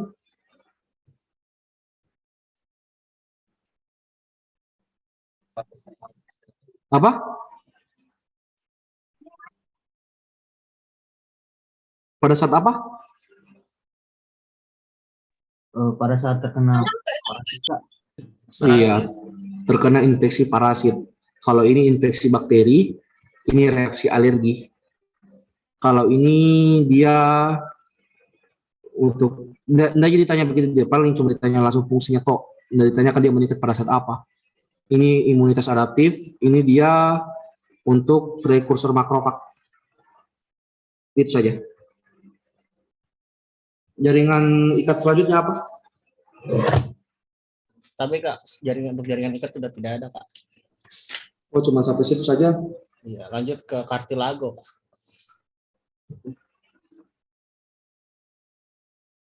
Kartilago.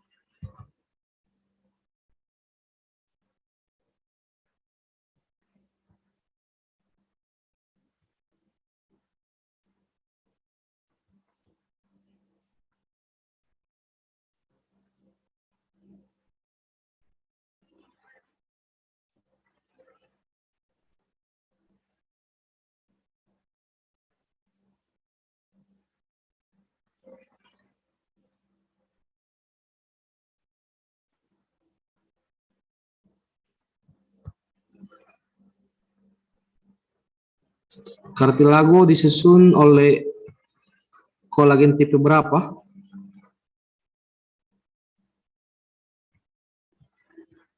Kolagen tipe 2 Kak. Iya. Oke. Ingat itu nah? Oke, soal jelas kelihatan PPT-nya Dokter Cici. Tes kelihatan PPT-nya? Udah Kak. Oke. Ini PPT-nya Dokter Fausia Amining, tapi biasa kita kenal Dokter Cici. Dia sekarang lagi PPDS radiologi di UNHAS. Jadi sementara tidak aktif. Angkatan terakhir yang dapat dia kayaknya di angkatan 2020. Masih sempat dapat Dokter Cici. Kalau sekarang kayaknya sudah tidak ada. Kecuali saya tahu sekarang ya, kalau di lab tidak pernah muncul, tapi kalau lecture mungkin masih bisa dipanggil. Oke, lanjut saja.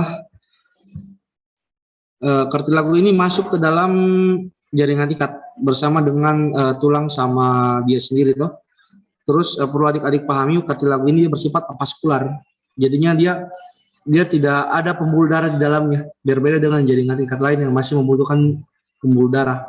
Nah, lantas yang menjadi pertanyaan, bagaimana caranya dia mendapat suplai nutrisi? Itu dengan cara berdifusi dengan jaringan ikat di atasnya. Dalam hal ini adalah perikondrium.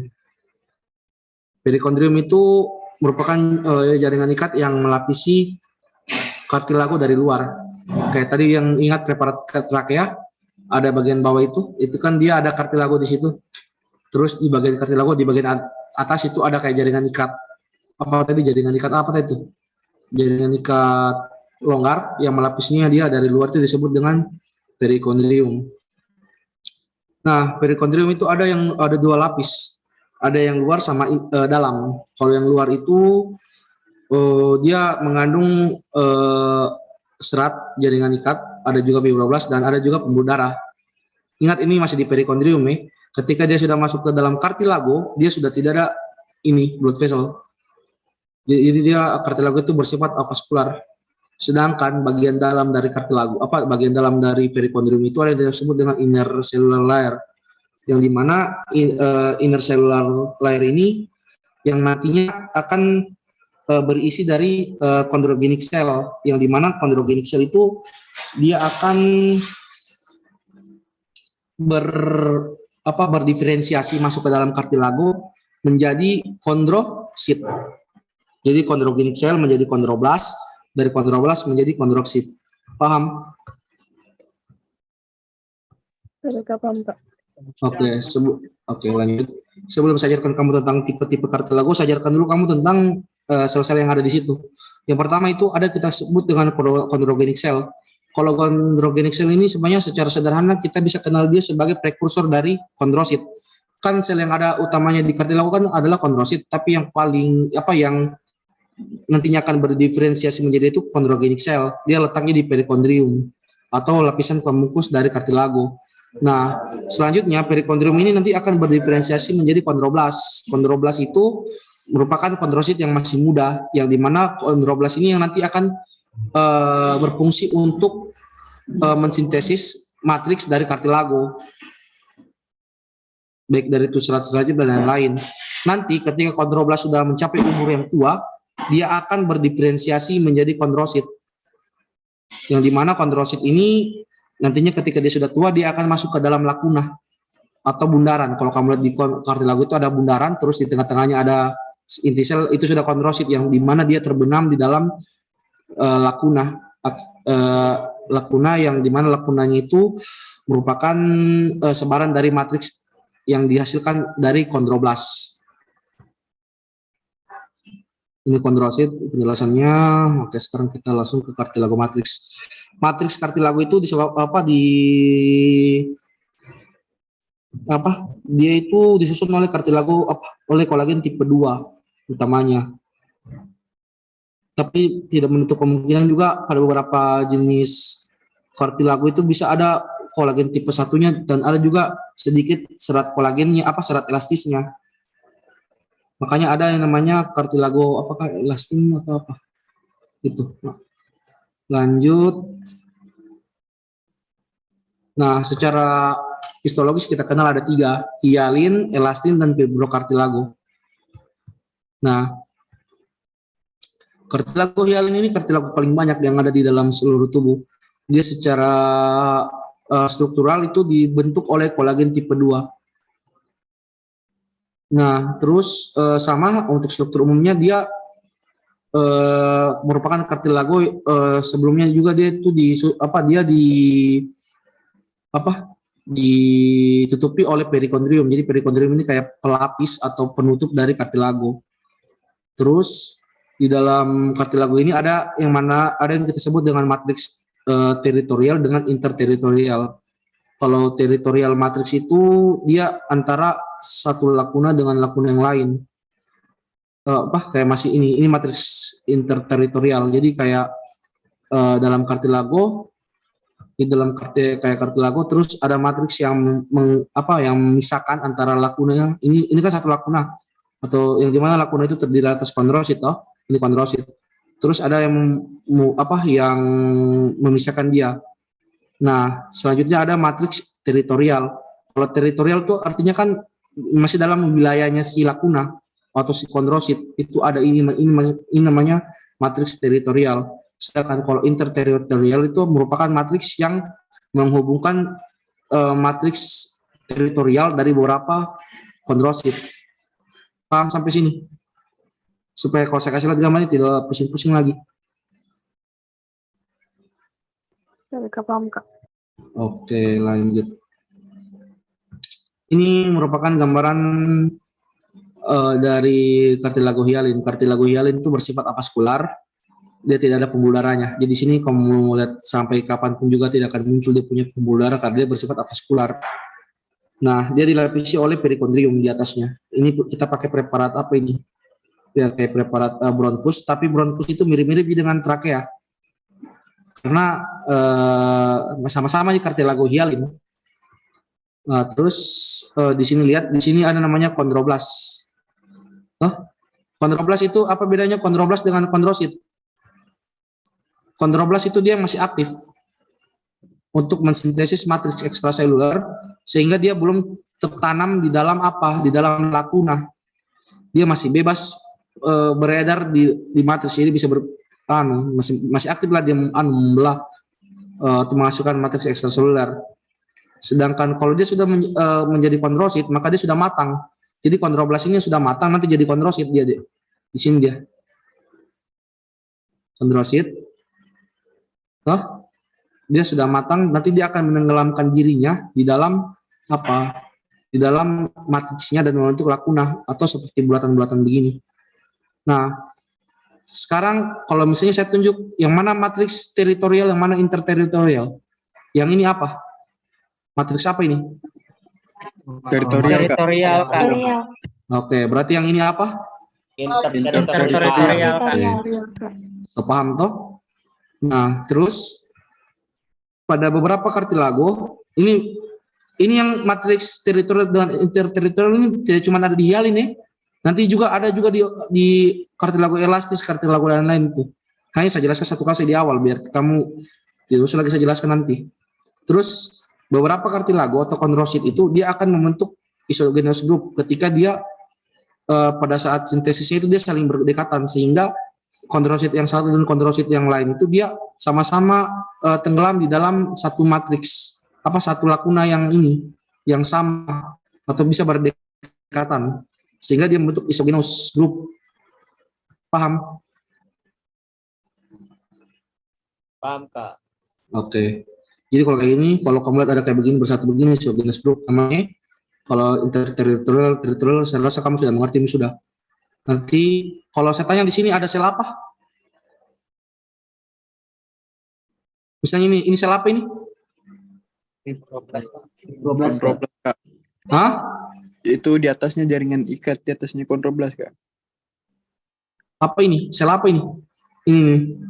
Fibroblas, Kak. Fibroblas. Bisa fibroblas, bisa juga kondrogenic cell. Karena kan kondrogenic cell nanti berubah jadi kondroblas menjadi kondrosit. Oke, paham berarti ya. So jago berarti.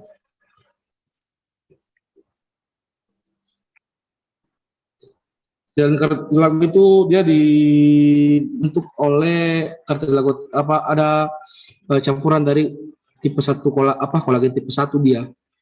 Tapi bisa juga ada kolagen tipe 2, tapi secara umum memang kolagen tipe 2 di sini. Sedangkan kalau elastic cartilago dia secara struktural sebenarnya mirip-mirip dengan cartilago hialin, tapi dia kalau di hialin dia tidak ada, dia punya serat elastin di situ atau serat elastinnya bisa sedikit. Tetapi kalau di dalam cartilago elastis dia ada persebaran dari serat-serat elastin atau serat-serat elastin. Paham sampai sini bedanya antara hialin sama elastin?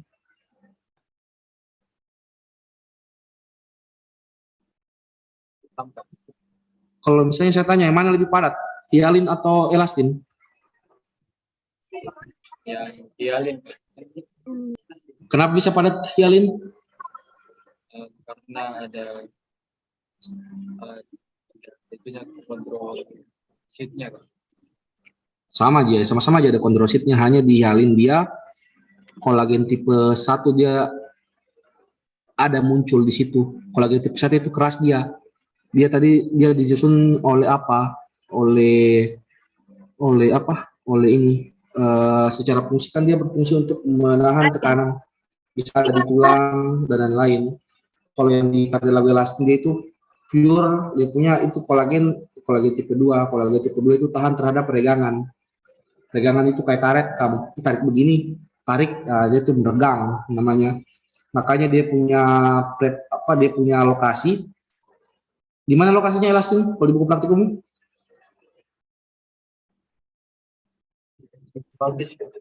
Di mana? Epiglotis. Di epiglotis dia bisa ada. Terus kamu tahu, kalau saya tidak salah kayaknya juga dia ada di ini, auricula. Kamu pegang telingamu? Itu kan kartilago juga di situ tulang rawan. Hanya di situ yang ada itu tulang rawan elastin kan kalau saya tidak salah. Kalau tulang rawan hialin dia persebarannya dia di ini, di diskus intervertebralis, di saluran pernapasan dia mainnya. Kalau fibrokartilago dia cuman ada di simfisis pubis. Paham? Sampai nggak paham, Kak. Oke. Terus sekarang kita fibrokartilago. Fibrokartilago ini merupakan kartilago yang unik, foto tulang rawan yang unik karena dia tidak ada perikondriumnya. Seingat saya kayaknya dia tidak ada perikondriumnya. Jadi dia langsung kartilago tok, tidak ada jaringan ikat yang membungkus si kartilago ini. Dan dia setauku adanya, apakah saya salah atau tidak, tapi dia kayaknya cuma ada di simfisis pubis. Tahu simfisis pubis? Tahu Kak. Oke, so dia aja kayak anatomi. Dia cuma ada di situ. Secara secara ini dia tersusun oleh kolagen tipe 1 sama kolagen tipe 2. Untuk gambarnya saya rasa seperti ini. Nah, ini sudah jelas. Tapi sebenarnya kalau mainnya kartilago dia tidak jika kamu disuruh identifikasi sekali apa ini kartilago apa, tapi dia mainnya begini. Misalnya dia tunjuk ini apa. Kalau yang satu kumpulan begitu, yang ini apa, satu kumpulan dari beberapa konstruksi itu apa, begitu jadi mainnya kalau kartilago. Kadang juga ditanyakan fungsinya, misalnya atau letaknya. Misalnya kamu dikasih lihat preparat, anggaplah preparatnya hialin kartilago toh, jelasin kamu tahu hialin. Hialin itu caranya bedakan dia lebih padat dibanding dengan elastin untuk persebarannya. Terus ditanya ini di mana adanya spesimennya apa yang digunakan, preparatnya diambil dari mana dia, begitu gimana kalau kartilago.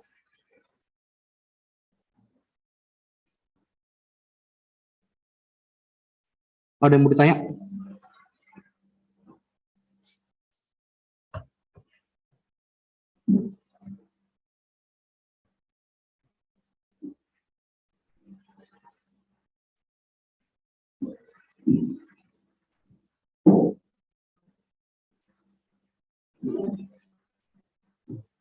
Ada yang mau ditanya? Atau so capek ini sama ngantuk? Tidak ada Kak. Oke. Kalau begitu saya bertanya, kalau misalnya kamu tahu kartilago dia bersifat avaskular, sehingga caranya dia mendapatkan nutrisi lewat perikondrium, tapi di fibrokartilago dia tidak ada perikondriumnya. Terus bagaimana cara dapat nutrisi itu kartilago yang fibro? Ada yang tahu? Dari sel-sel sekitarnya Kak. Dari sel-sel sekitar. Oke, paham berarti itu. Jadi dia langsung difusi langsung dia. Terus pakai perikondrium langsung difusi langsung sama sel-sel dulu di sekitarnya. Oke. Masih semangat ini atau sudah aja dulu? Yang lainnya sisa belajar sendiri. Semangat Kak. Semangat. Apa saya yang soal semangat ini? Ya, kenapa? Saya lagi ini jaga malam juga. Tapi lagi ada aja pasienku. Semangat. Masih semangat. Semangat menghadapi histo. Apa lagi materinya yang diajar di praktikum setelah kartilago? Jaringan tulang Kak. Tulang apa preparatnya? Cuma satu Kak, os kompak tulang panjang. Oh. Konsep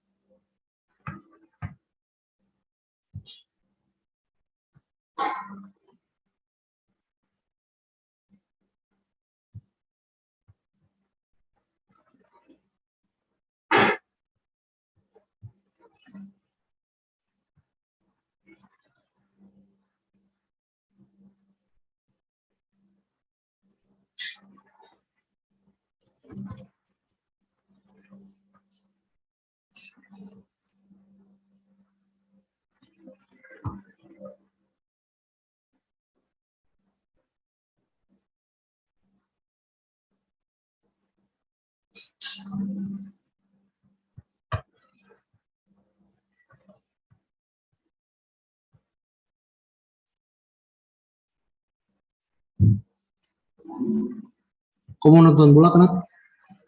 Nat, kau mau nonton bola? Iya.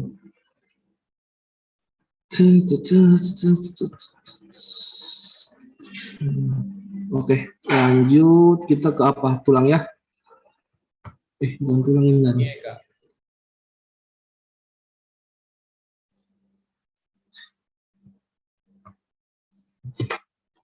Ini nggak ada yang merekam toh? Insya Allah nggak ada Kak, tapi udah diingatin dari awal soalnya. Oke, dengan ada yang merekam lah. Cukup saja kehadiranmu itu cukup kami tahu. Tidak usah rekam-rekam nanti jadi masalah saya. Siapa tahu ditahu dokter. Oke, lanjut. Sekarang kita berbicara tentang tulang. Ini saya tidak ada bahan ajarnya. Kalau saya belum sempat buatkan PPT-nya untuk bahan belajar begitu. Jadi saya pakai saja langsung ajar pakai PPT-nya dokter. Ini saya pakai Dokter Firman. Dokter Firman juga ini sempat mengajar di histologi. Sekarang lagi pendidikan dia di Inggris. Lagi ambil PhD-nya kayaknya. Oke, tulang sama. Tulang itu terdiri atas sel dan matriks. Dia masuk ke dalam jaringan ikat. Fungsinya tulang, saya rasa kamu sudah tahu, dia ada tempat penempelan dari otot dan lain-lain toh. Terus bisa juga sebagai proses pembentukan dari sel darah atau hematopoiesis. Nah, sebelum kita belajar tentang gambarnya, kamu harus pahami sel-sel yang ada di tulang. Itu pertama ada osteoblas. Jadi osteoblas itu nantinya dia akan mengsintesis matriks berupa kolagen tipe 1. Tadi kan yang di jaringan yang awal kan saya bilang kolagen tipe 1 itu dia persebarannya dia di tulang. Sedangkan kolagen tipe 2 dia persebarannya di tulang rawan.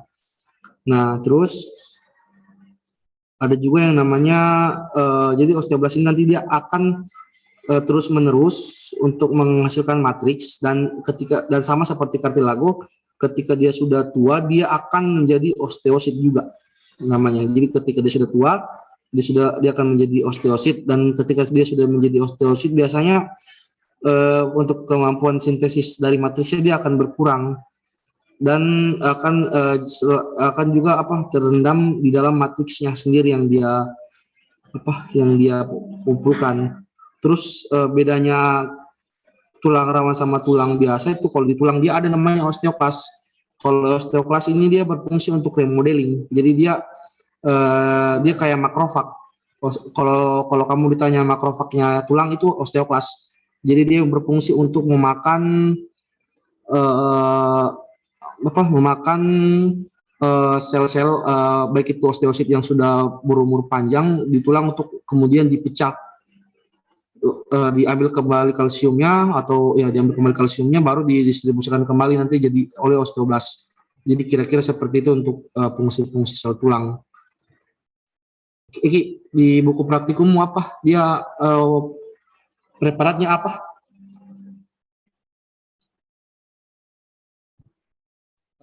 Preparat tulang itu os compactum, tulang panjang Kak. Tulang kompak. Tulang kompakta. Apa pewarnaannya? Pewarnaan apa dia? Yang digosok Kak, tanpa warna. Oke.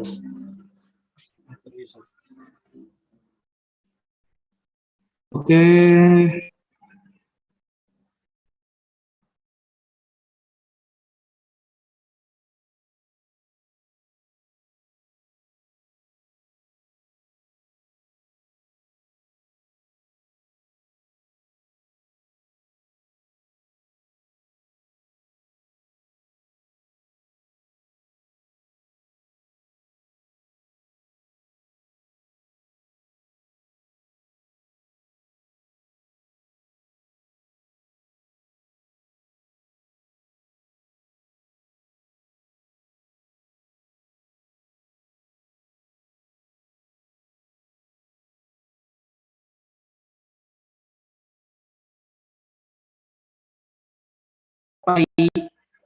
Atas sampai ke lututmu itu namanya tulang kompakta yang memanjang, dia padat dia. Sedangkan ketika itu tulang tibia kau buka kau bagi dua, itu di bagian dalam itu akan ada rongga-rongga. Di di dalamnya, tapi tetap juga dia masuk tulang, tapi dia berongga. Itu disebut dengan cancellous bone. Nah, preparat yang kamu gunakan tuh tulang kompaktanya, jadi memanjang, tapi dia digosok. Paham sampai sini?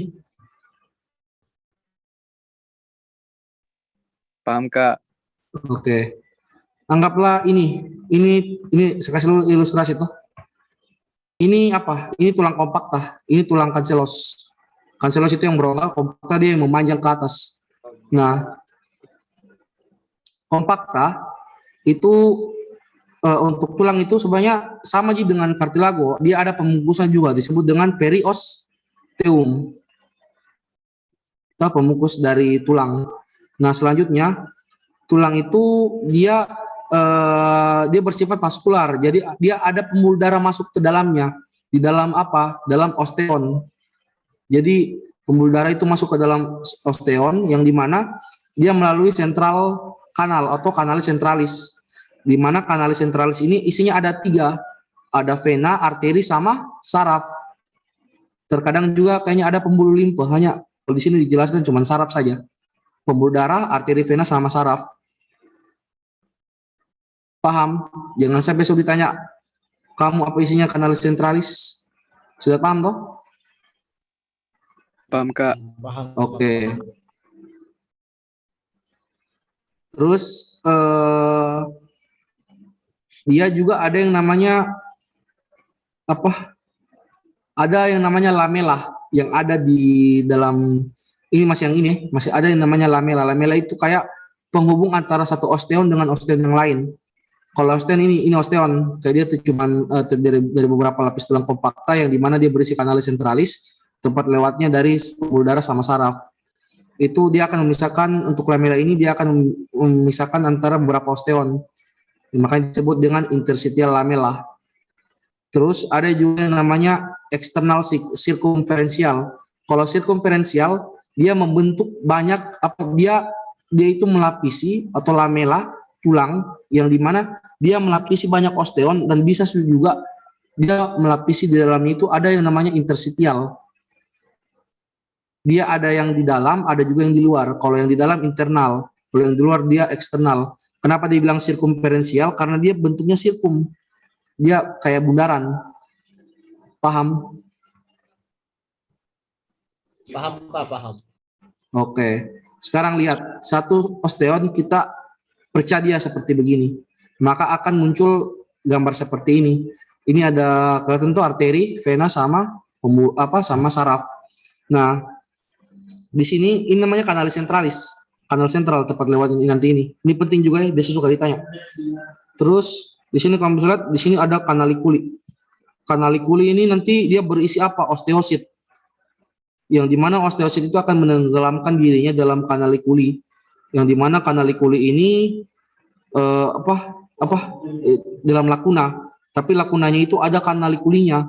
Kanalikuli itu kayak begini dia. Ini kan osteosit. Ini ada kamu lihat, ada inti sel di situ tengah. Toh?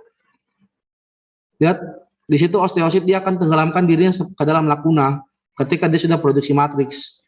Tetapi karena tulang itu dia bersifat vaskular, sehingga si osteosit ini dia tidak melalui metode difusi dengan jaringan ikat di atasnya, dia butuh pembuluh darah.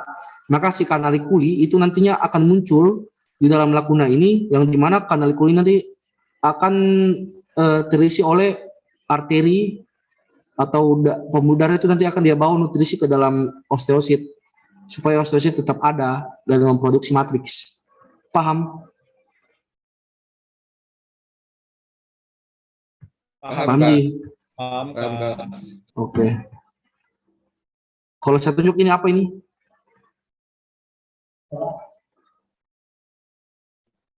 Kanalikuli, Kak. Apa ini? Osteon. Centralis, Kak. Oke.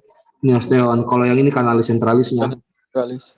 Kalau misalnya besok ada dikasih lihat gambar begini, terus dia tunjuk panah di sini, baru dia tanya apa isinya. Apa jawabannya? Pembuluh darah. Pembuluh darah, saraf, sama vena, Vena, Kak. Kak. Tulis saja arteri, vena, sama saraf.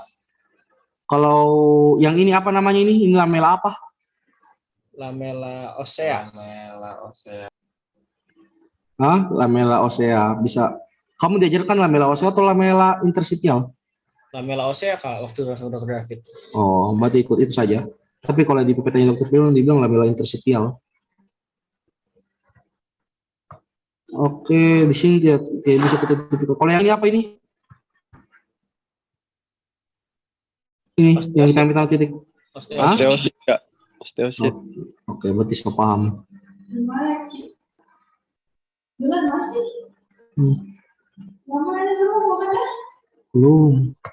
Sebentar aja. Iya. Oke, ada yang mau ditanyakan tentang tulang?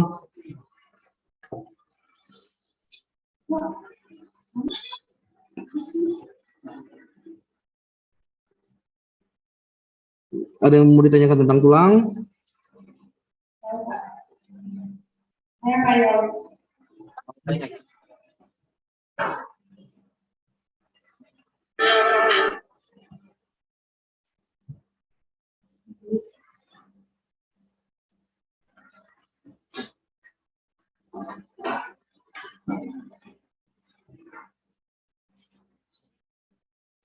Oke. Kalau tidak ada berarti materinya apa lagi, Dek?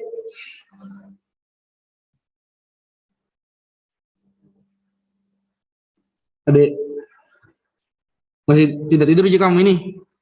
Jangan kamu tidur, Le. Aman Kak. Semangat Kak. Coba resen semua dulu, biar saya tahu siapa yang tidur ini. Ya, berarti yang tidak resen tidur dia ya? Aman jika. Aman berarti toh? Aman Jaldi? Aman jika. Dan kamu tidur, Le? Aman Kak. Aman Kak. Berarti lagi dua materi ya? Otot sama apa saraf? Iya Kak. Rapas, Kak. Iya, Kak.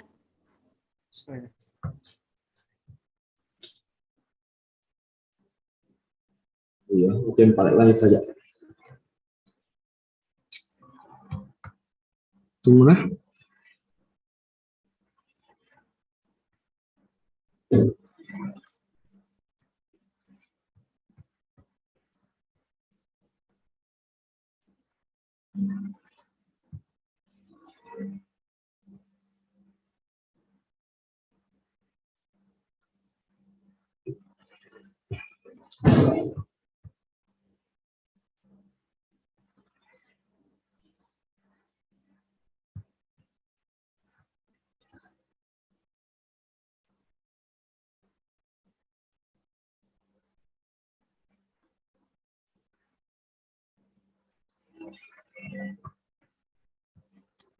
Oke, sekarang kita ke jaringan otot. Otot dia masuk ke dalam jaringan dasar ya. Jadi kalau yang tadi kan kayak darah, kartilago sama lain-lain itu kan dia masih dalam jaringan ikat. Tapi sekarang kita berbicara tentang otot, dia sudah masuk ke dalam jaringan dasar.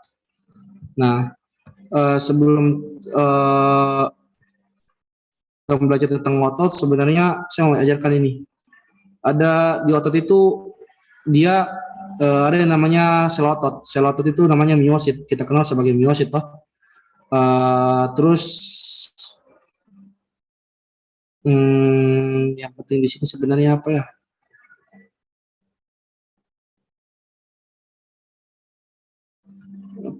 Saya lupa. Apa unit fungsional terkecil dari otot? Ada yang tahu? KPK sarkomer, Kak. Apa? Sarkomer. Oke, ingat itu nah, itu biasanya kenapa saya ingat? Karena pernah jadi soalku pas saya masih belum jadi asdos, pas masih kayak kamu.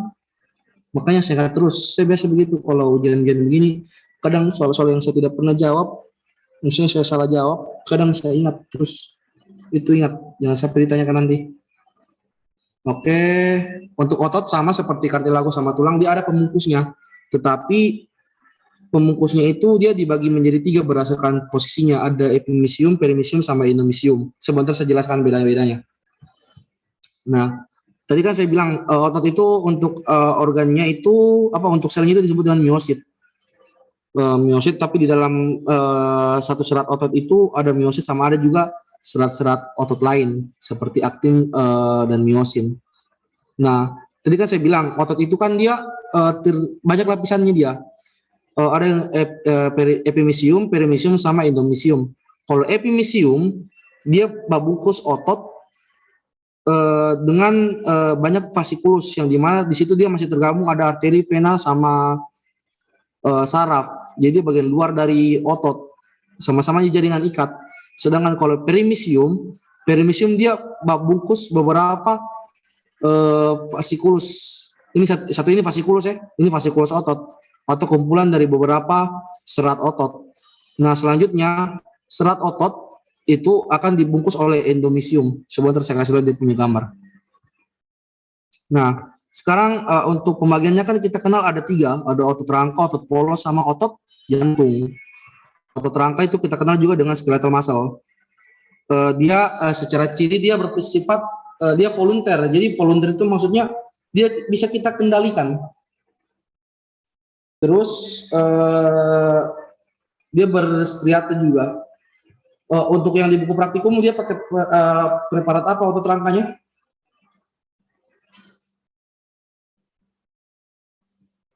Skelet, Kak. Iya, otot skeletnya apa? Otot skelet saja. Oke, saya mau tanya, apa bedanya potongan melintang sama membujur? Kalau ini potongan apa? BK potongan membujur, Bujur, Kak. Kak. Membujur. Kalau melintang berarti yang bagaimana dia? Dia kayak Yang bentuk bulat-bulat selnya gitu, Kak. polihedral, Kak. Polihedral, Kak. Apa ini? Oh iya, tuh. Berarti so paham sudah toh? Kalau dia potongan membujur melintang toh, kalau ini membujur.